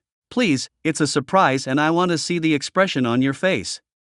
Naruto said as Marjorie chuckled and turned around and closed her eyes. Naruto then walked up behind her and moved her hair so it didn't get in the way. He then unwrapped his gift and placed it around her neck. Marjorie smiled as she felt a necklace around her neck. Now open. Marjorie opened her eyes and gasped at what she saw. It was a silver and light blue colored necklace. It was strung together by expertly woven and interconnected curves of silver metal, gems and jewels rather than a chain to hold it all together. At the center of the necklace, it held a beautifully designed flower with a diamond in the middle and an expertly crafted jeweled fox that seemed to be laying on the flower.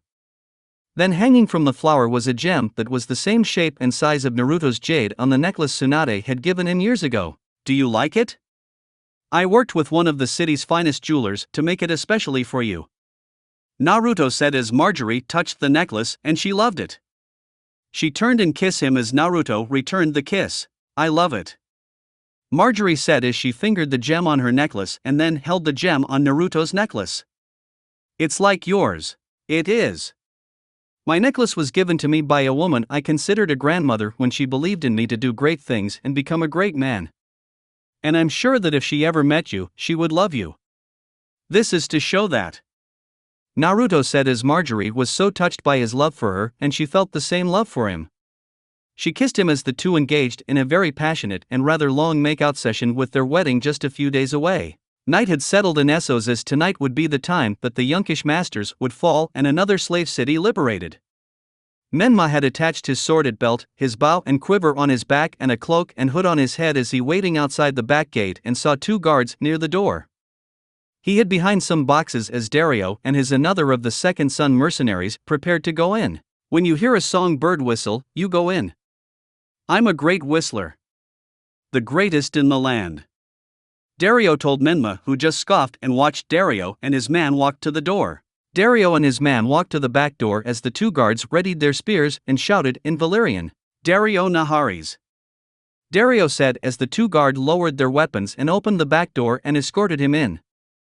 Menma then waited for about 15 seconds and then heard a songbird whistle and walked up to the gate and saw the two guards were dead. That one was quick. The other, not so much. Dario said as he whipped his blade clean of blood. You took too long. Let's go, there may be others. Menma said. I doubt it. The Yunkish prefer to let their slaves do their fighting for them. Dario said as they then heard shouting and a group of 10 guards arrived while Menma quickly took out his bow and shot 3 of them dead with arrows. The remaining 7 attacked with 3 attacking Menma and 2 attacking Dario and his man each. Menma put his bow away and drew his sword and a dagger. He blocked a sword strike to his head and kicked the soldier away, then parried its spear thrust from side and drove his dagger into the heart of the soldier, killing him. He then grabbed the spear and spun it around, smacking the third soldier in the face. He stabbed forward with the spear at the first soldier, but the soldier blocked the spear thrust and broke off the spear tip. Menma then ducked under a sword swing, smacked the soldier in the stomach with the wooden spear staff and then kneed him in the gut, and stabbed him in the back with his sword. Menma was then grabbed from behind by the third soldier, but Menma elbowed the soldier in the gut and then spun around and smacked the soldier across the face, hard with the spear staff and knocked him out. Dario killed his 2 soldiers with his curved sword, but Dario's friend was killed by the 2 soldiers. Menma attacked the first soldier, slashing his leg, then stomach, and then slashed his neck and killed him. He then blocked and parried a sword strike to his stomach, grabbed the soldier's arm, spun him around and threw him back into Dario, who slashed the soldier in the stomach. That's what you call a few guards? Menma asked as Dario smirked. They then heard some more guards coming. Come on, Menma said as they ran into an alley and blended in with the shadows. with the 2 of us, we can get to the gate. Lead the way. Menma said as Dario nodded, but before he left, Menma grabbed his shoulder. And let's try to avoid more guards. That's no fun. Dario said with a smirk as Menma shook his head and followed.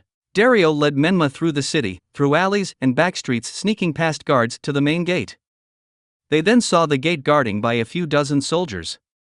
Your men know the signal? Menma asked. They know.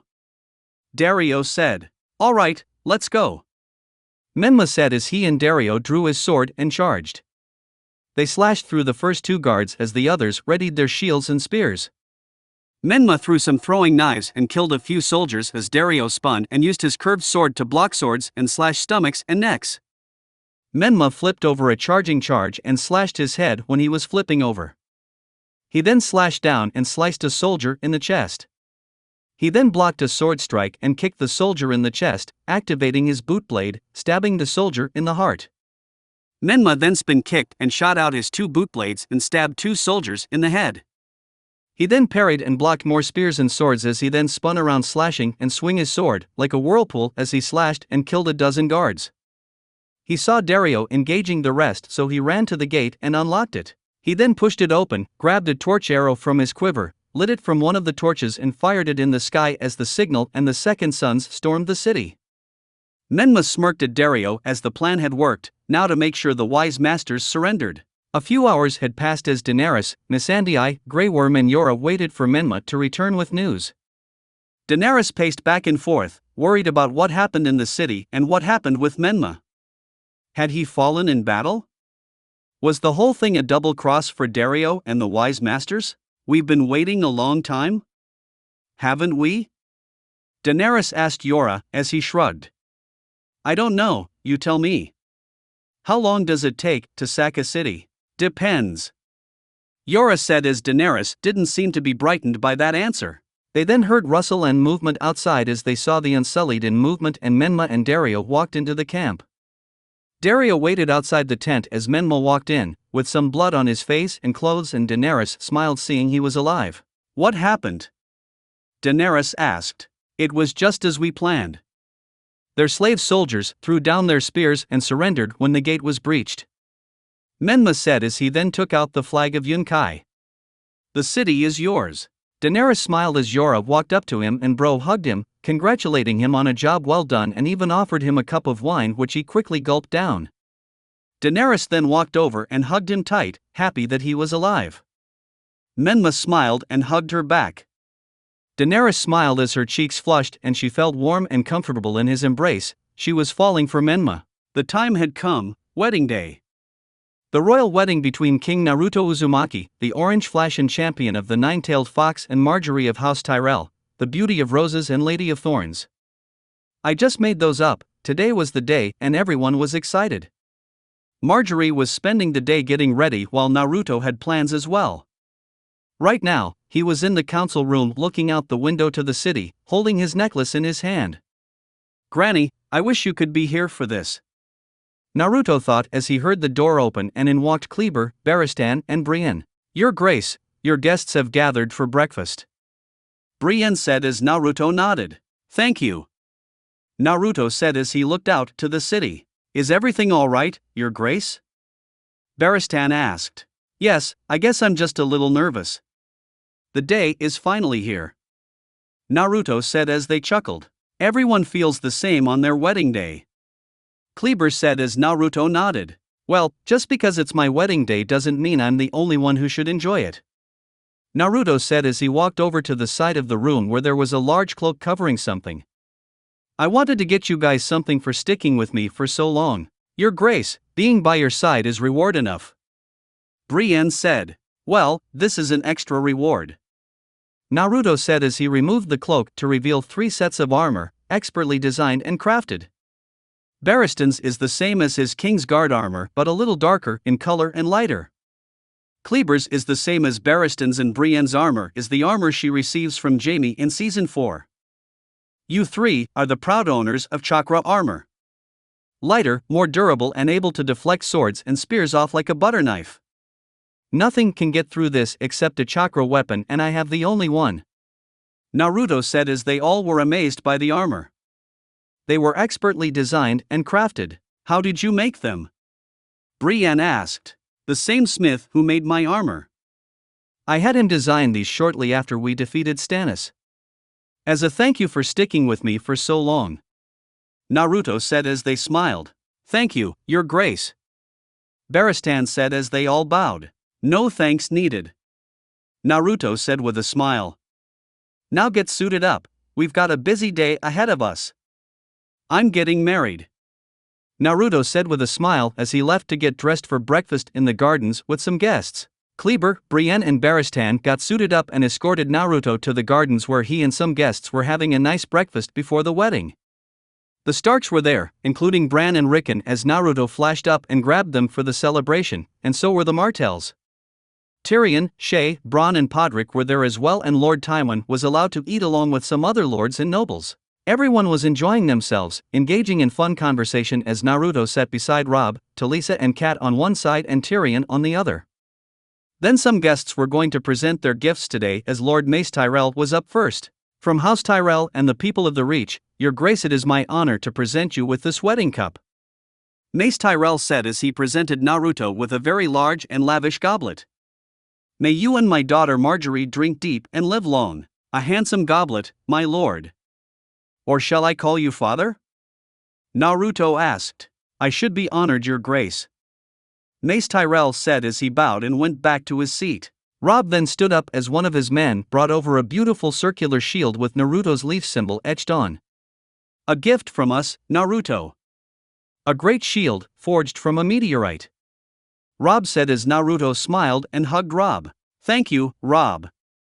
Naruto said as Robb smiled, and Naruto picked up the shield and felt that it was very light even though it looked heavy.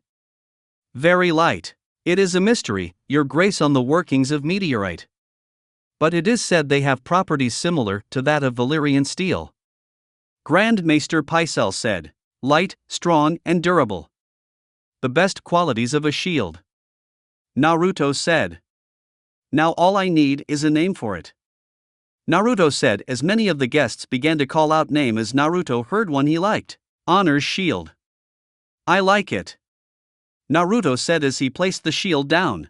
Then Tyrion stood up and Podrick walked over and placed a large book in front of Naruto.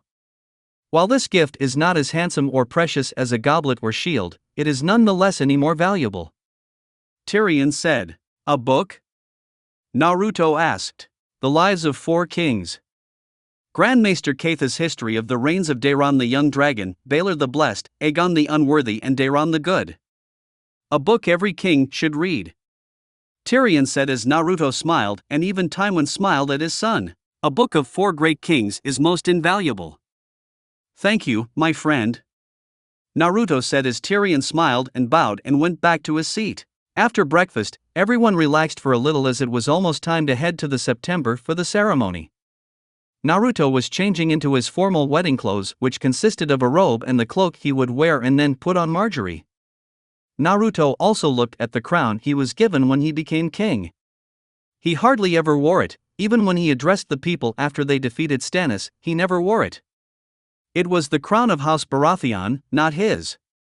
He would wear it for today, but after the wedding, he would need to place it with Robert. It was his, not Naruto's. He then walked down the Red Keep and arrived at the gate where his Kingsguard and Tyrion were waiting for him. They would walk to the September. Naruto and his group walked through the city to the September as the streets were filled with tables and people who were celebrating the wedding of their king.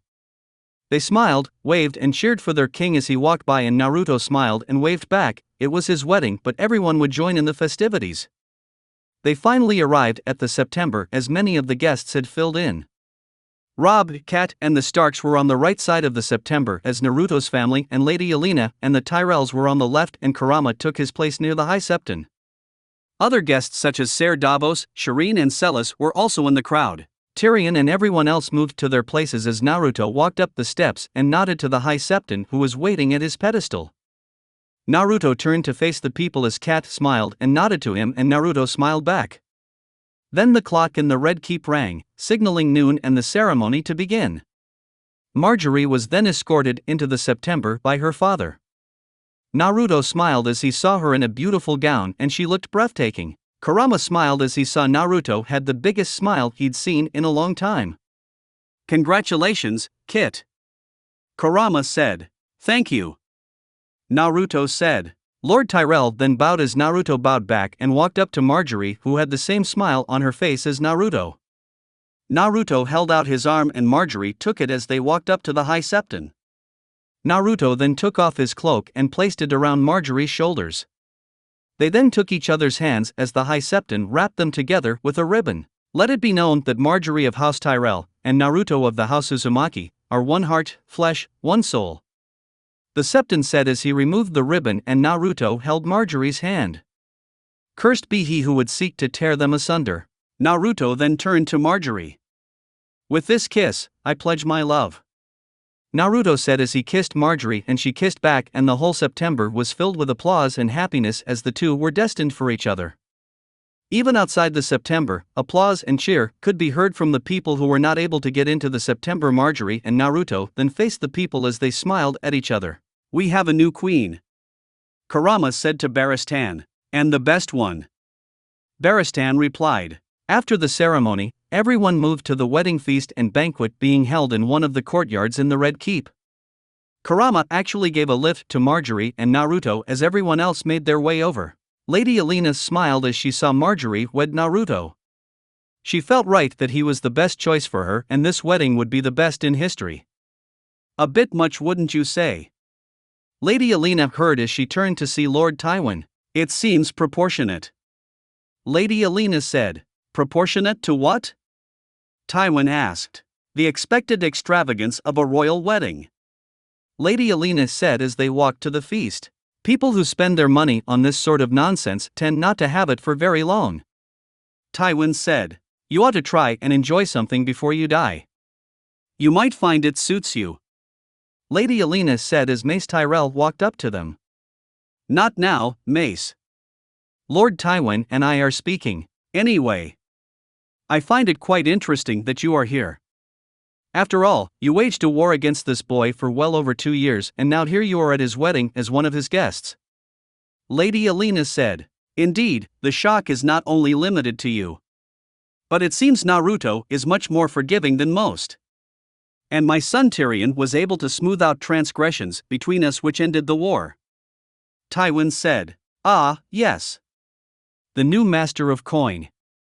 A big eccentric, but a smart man, your son," Lady Alina said. "Indeed. It has become more and more apparent to me the worth of my son. He now commands an important position on the King's Council, much more so than his siblings," Tywin said. "Yes, between the Kingslayer, the mother of madness, and the half-man, Tyrion is the most honorable. He has brought honor to the House Lannister. Perhaps as Master of Coin he can help you. Wars are expensive and Iron Bank will have its due. How they love to remind everyone. Almost as much as you Lannisters with your debts," Lady Alina said. "I'm not worried about the Iron Bank," Tywin said. "We both know you're smarter than that. Come Tywin, let us celebrate young love," Alina said as they joined the festivities. The wedding feast was in full swing. Exotic dancers and performers were entertaining the guests with wonderful gymnastics and music. Servants and cooks were passing out food as the guests all sat at tables. Pheasant and meat pies, sausages, roasted pig and deer, vegetables, fruits, pies and cakes with plenty of wine and water circulated among everyone. Beautiful tapestries and banners were hung up with the House Tyrell and House Uzumaki banners up as well. At the main tent, Naruto and Marjorie sat together eating and enjoying the party. Marjorie's family sat at a table next to her while the Starks sat at a table next to Naruto. Robb, Talisa, Sansa, Arya, Bran and Rickon were all dressed in formal and beautiful clothes. Tyrion sat at the table as well since he was Naruto's master of coin and he had Shae sitting next to him, wearing a beautiful dress that Tyrion got her. Various other guests such as Oberyn, Davos, Shireen, Tywin, Tommen and Myrcella were at other tables near the main one enjoying themselves. Surprisingly enough, Shireen got along with Tommen and Myrcella quite well. The direwolves were present of course, laying down next to the Stark table with Kurama present to keep them on their best behavior. Barristan, Kleber, Brienne and the other Kingsguard were stationed around the party to keep the order and to make sure nothing happened while the City Watch were in the city, watching over the civilians who were enjoying themselves in celebration. Naruto and Marjorie smiled and chatted as they ate some food and listened to music. Lords and ladies came up to congratulate the new king and queen as Naruto and Marjorie thanked them for coming.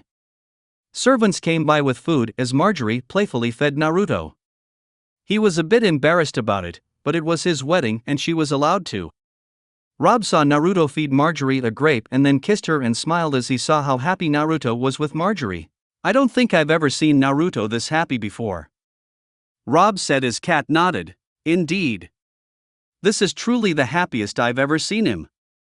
Cat said. It's his wedding, he should be. Talisa said as Tyrion raised a cup. A toast, Lord Stark. On your new marriage and the peace that we enjoy. Tyrion said as Robb felt merry and raised his cup and cheered with Tyrion. Cheers to you, Lord Tyrion. Robb said as they all drank and Cat smiled. She didn't think that people who were on opposite ends of a war could find reason to share a drink, only Naruto could manage that. Naruto and Marjorie smiled as they listened to beautiful music played by a trio of men using bagpipes and wind chimes. Naruto looked at Marjorie and saw the peaceful smile on her face and held her hand. Is the wedding everything you dreamed it would be? Naruto asked as Marjorie smiled and kissed him. That and more. Marjorie said as the trio of musicians ended their song. Beautiful. Thank you. Naruto said as he handed them a pouch of money and they all bowed. The honor is ours, Your Grace. They said as they left. Marjorie then looked at Naruto. Perhaps we shall make the announcement? Yes. Naruto said as he stood up and clanked his glass as everyone quieted down. Honored guests. My queen would like to say a few words. Naruto said as Marjorie stood up to address everyone. We are so fortunate to enjoy this marvelous food and drink. But not all among us are so lucky. To thank the gods for bringing the recent war to a just end, King Naruto has decreed that the leftovers from our feast are to be distributed to the poorest and neediest regions of his kingdom. Marjorie said as everyone clapped and cheered. Naruto stood up and kissed Marjorie on the cheek as Lady Caitlyn walked over to Marjorie and hugged and kissed her cheek. You are an example to us all. Caitlyn said as Marjorie smiled. Loras was walking around eating some food as he saw Oberyn being fed by Ilaria. He smiled as Oberyn winked at him and Loras winked back, unexpectedly bumping into Ser Barristan. Ser Barristan, forgive me. Loras said. It's quite all right. Barristan said. Her grace looks very beautiful. Thank you, Ser Barristan. Loras said. So, any thought on what to do next? The war is over, no more need to fight. Barristan said. There will always be a need to fight. Loras said as he and Barristan chuckled. But any plans on what's next? Stay here in King's Landing or head back to the Reach? Barristan asked. I'd imagine I'd have to go back to the Reach. I'm now the heir to the Reach, so it falls on my responsibilities. Loras said. I imagine that will be an adventure. You'd have to find yourself a wife and make an heir. Barristan said. An adventure that would be. Loras joked as they laughed. Ser Davos then walked up to King Naruto and Queen Marjorie and bowed as Naruto. Congratulations, Your Grace, my lady. Davos said. Thank you, Ser Davos. Marjorie said. Yes, thank you. Naruto said as he stood up and shook his hand. I have no doubt that all of this has been a big change for you. Indeed, but I am in the service of a king, once more. Stannis went too far. My only regret is not trying to stop him sooner, perhaps more lives would have been saved, including his. Davos said with a heavy heart as Naruto pat his shoulder. We cannot change the past. We must look towards the future. Naruto said as Davos nodded. Yes, Your Grace. Davos said. And I would have us move forward, and remove any lingering doubt over your place here. I name you my new master of ships. Naruto said as Ser Davos went wide-eyed. And honor Your Grace. But is now the right time? Davos asked. As good a time as any. Naruto said as he looked at Kurama, who nodded. It's time, Kit. You have a queen, now you need a council. Kurama said as Naruto nodded and raised his cup and clinked it, getting everyone attention. Honored guests. I hope you are enjoying yourselves, for now is the time for celebration. A royal wedding is a time for celebration, but it should also be a time for all of us to remember how we arrived at this point. Many of us have lost loved ones to the conflict, on both sides. Husbands, sons, families lost to war and violence. Let us raise a glass, to honor those who are no longer with us. Naruto said as everyone raised a glass and drank in silence to honor the fallen ones. A royal wedding is also a time to look towards the future. Which is why I would like to make some announcements. I have made some decisions and I would like to introduce everyone to Ser Davos Seaworth, new master of ships. Naruto said as everyone clapped and Ser Davos smiled and bowed. I trust no other man to command the Navy fleet. I would also ask to have Oberyn Martell to be my new master of law. Naruto said as everyone looked at Oberyn, who then stood up and walked over to Naruto. It would be my honor, Your Grace. Oberyn said as everyone clapped. Now eat, drink, and be merry. For the 7 kingdoms are united now more than ever. Naruto said as everyone cheered and the festivities continued. A most interesting announcement, Your Grace. Oberyn said. Forgive the suddenness of it, but it seemed as good a time as any. I hope it wasn't too much to ask you to be my new master of law. Naruto said. I would have preferred a bit of a heads up, but I'm honored. Oberyn said as Naruto smiled. Great, then have Grand Maester Pycelle if you need help on your new position. Naruto said as Oberyn nodded and rejoined Ilaria as Marjorie walked up to Naruto and kissed his cheek. A rather interesting wedding surprise. Marjorie said as Naruto chuckled. True, a bit of a surprise, but it seemed to be the right thing to do. Besides, you are my queen regent, so you have a spot on the council as well. Naruto said as Marjorie smiled. Truly? Marjorie asked. Indeed, you may sit on the small council meetings whenever you wish. You are the queen and so you help decide on how the kingdom is run. Plus, you remain by my side more. Naruto said as Marjorie chuckled and kissed him. Back in Essos, the morning after the liberation of Yunkai, Daenerys and her group waited outside the city for the now freed slaves who were granted their freedom. When they captured the city and the wise masters, Daenerys ordered that all slaves be freed and given the chance to leave the city. She and her army stood outside the city, waiting for the gate to open. Missandei stood next to her as Yora was on her right and Menma on her left.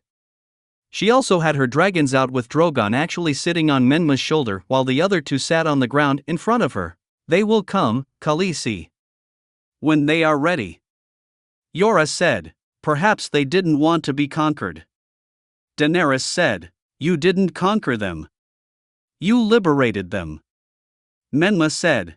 People learn to love their chains. Daenerys said. Then the gates to the city opened and the slaves of the city walked out. They filed out of the city in large numbers as they walked up to Daenerys. When they got close, her Unsullied readied their spears as a precaution. The slaves all looked at Daenerys and wondered what would happen as Missandei stepped forward. This is Daenerys Targaryen, the Stormborn, the Unburnt, the Queen of the 7 Kingdoms of Westeros, the Mother of Dragons. It is to her you owe your freedom. Missandei said. No. Daenerys said as she stepped forward and saw all the people, men, women and children who seemed a bit afraid of her. You do not owe me your freedom. I cannot give it to you. Your freedom is not mine to give. It belongs to you and you alone.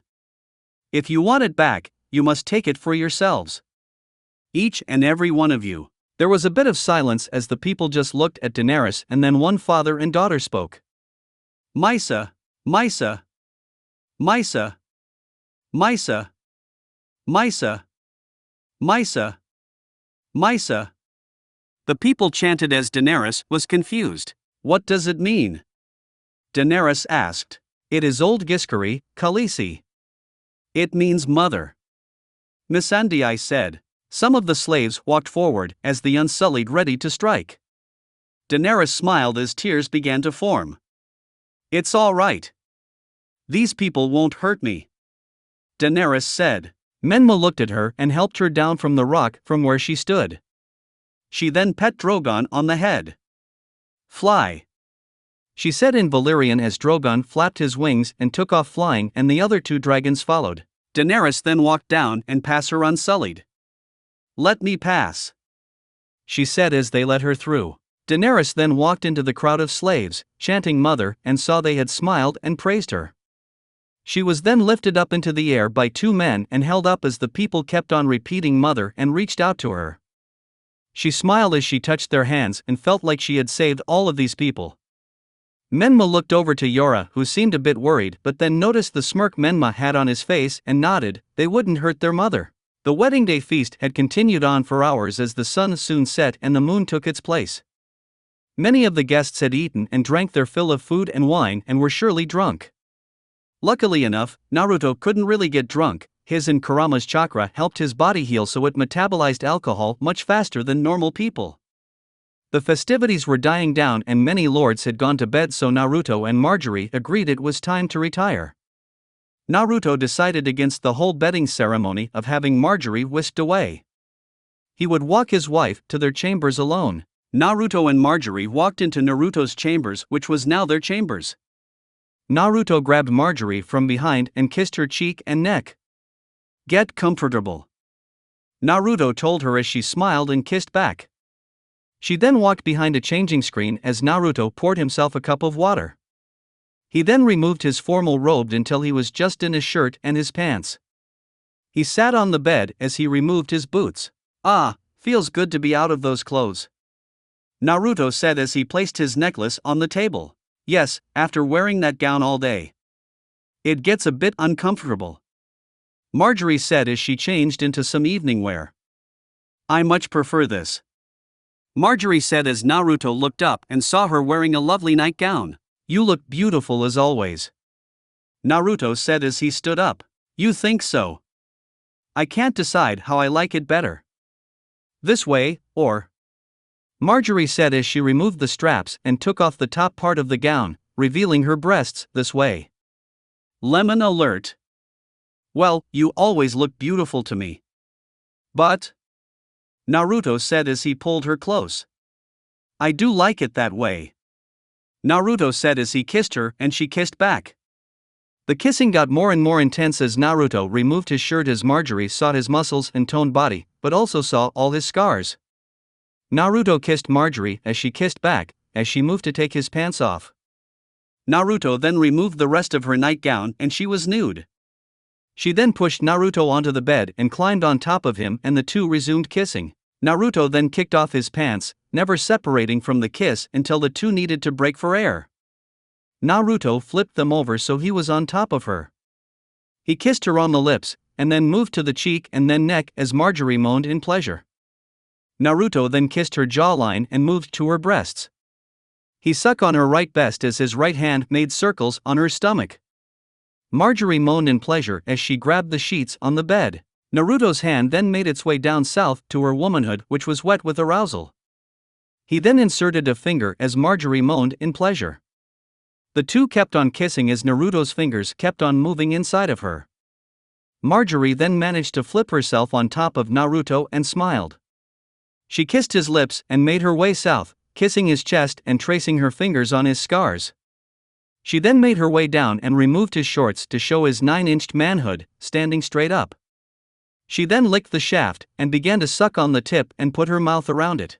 Naruto moaned in pleasure as Marjorie began to blow him. Naruto then pulled Marjorie up and kissed her neck and cheek as she moaned and kissed his neck. Naruto then sat up and pulled Marjorie onto his lap as she wrapped her legs around him. The two held each other, their hands running around their bodies. Naruto, I'm ready, Marjorie whispered as Naruto kissed her. Naruto then lined up his manhood and thrusts in all the way as Marjorie moaned in pleasure and kissed him. We are one. Naruto pulled out and then thrusts back in and repeated over and over as Marjorie's moans got louder and louder. Harder, faster. Marjorie said as Marjorie fell on her back and Naruto fell on top of her. He used his hands to keep himself from squashing Marjorie and kept on thrusting into her. Naruto kissed her neck as Marjorie wrapped her legs and arms around Naruto, her moans getting louder and more frequent as Naruto kept on thrusting. Marjorie could feel herself reaching her end. Naruto, I'm coming. Marjorie said. Me too, I'm close. Naruto said as his pace increased. Naruto/Marjorie. They shouted as they both came, with Marjorie squirting and Naruto came inside her. Both were breathing heavy as sweat glistened on their bodies and rested their foreheads against each other as they smiled. They kissed as Naruto rolled off her and she rested her head on his chest. End of lemon. Amazing. Marjorie said as she kissed his chest and Naruto chuckled and kissed her head. I'm glad. We have the rest of our lives together. I expect more nights to come. Naruto said. The night is not yet over. Marjorie said as Naruto looked at her. No, it's not. Naruto said as Marjorie rolled on top of him and Naruto rolled around as Marjorie laughed and the rest of the night was filled with moans and grunts from the king and queen. That's it for this reading. Hit like and subscribe for a free ticket pass going to the different worlds of anime fanfiction. Looking forward to having you on board again.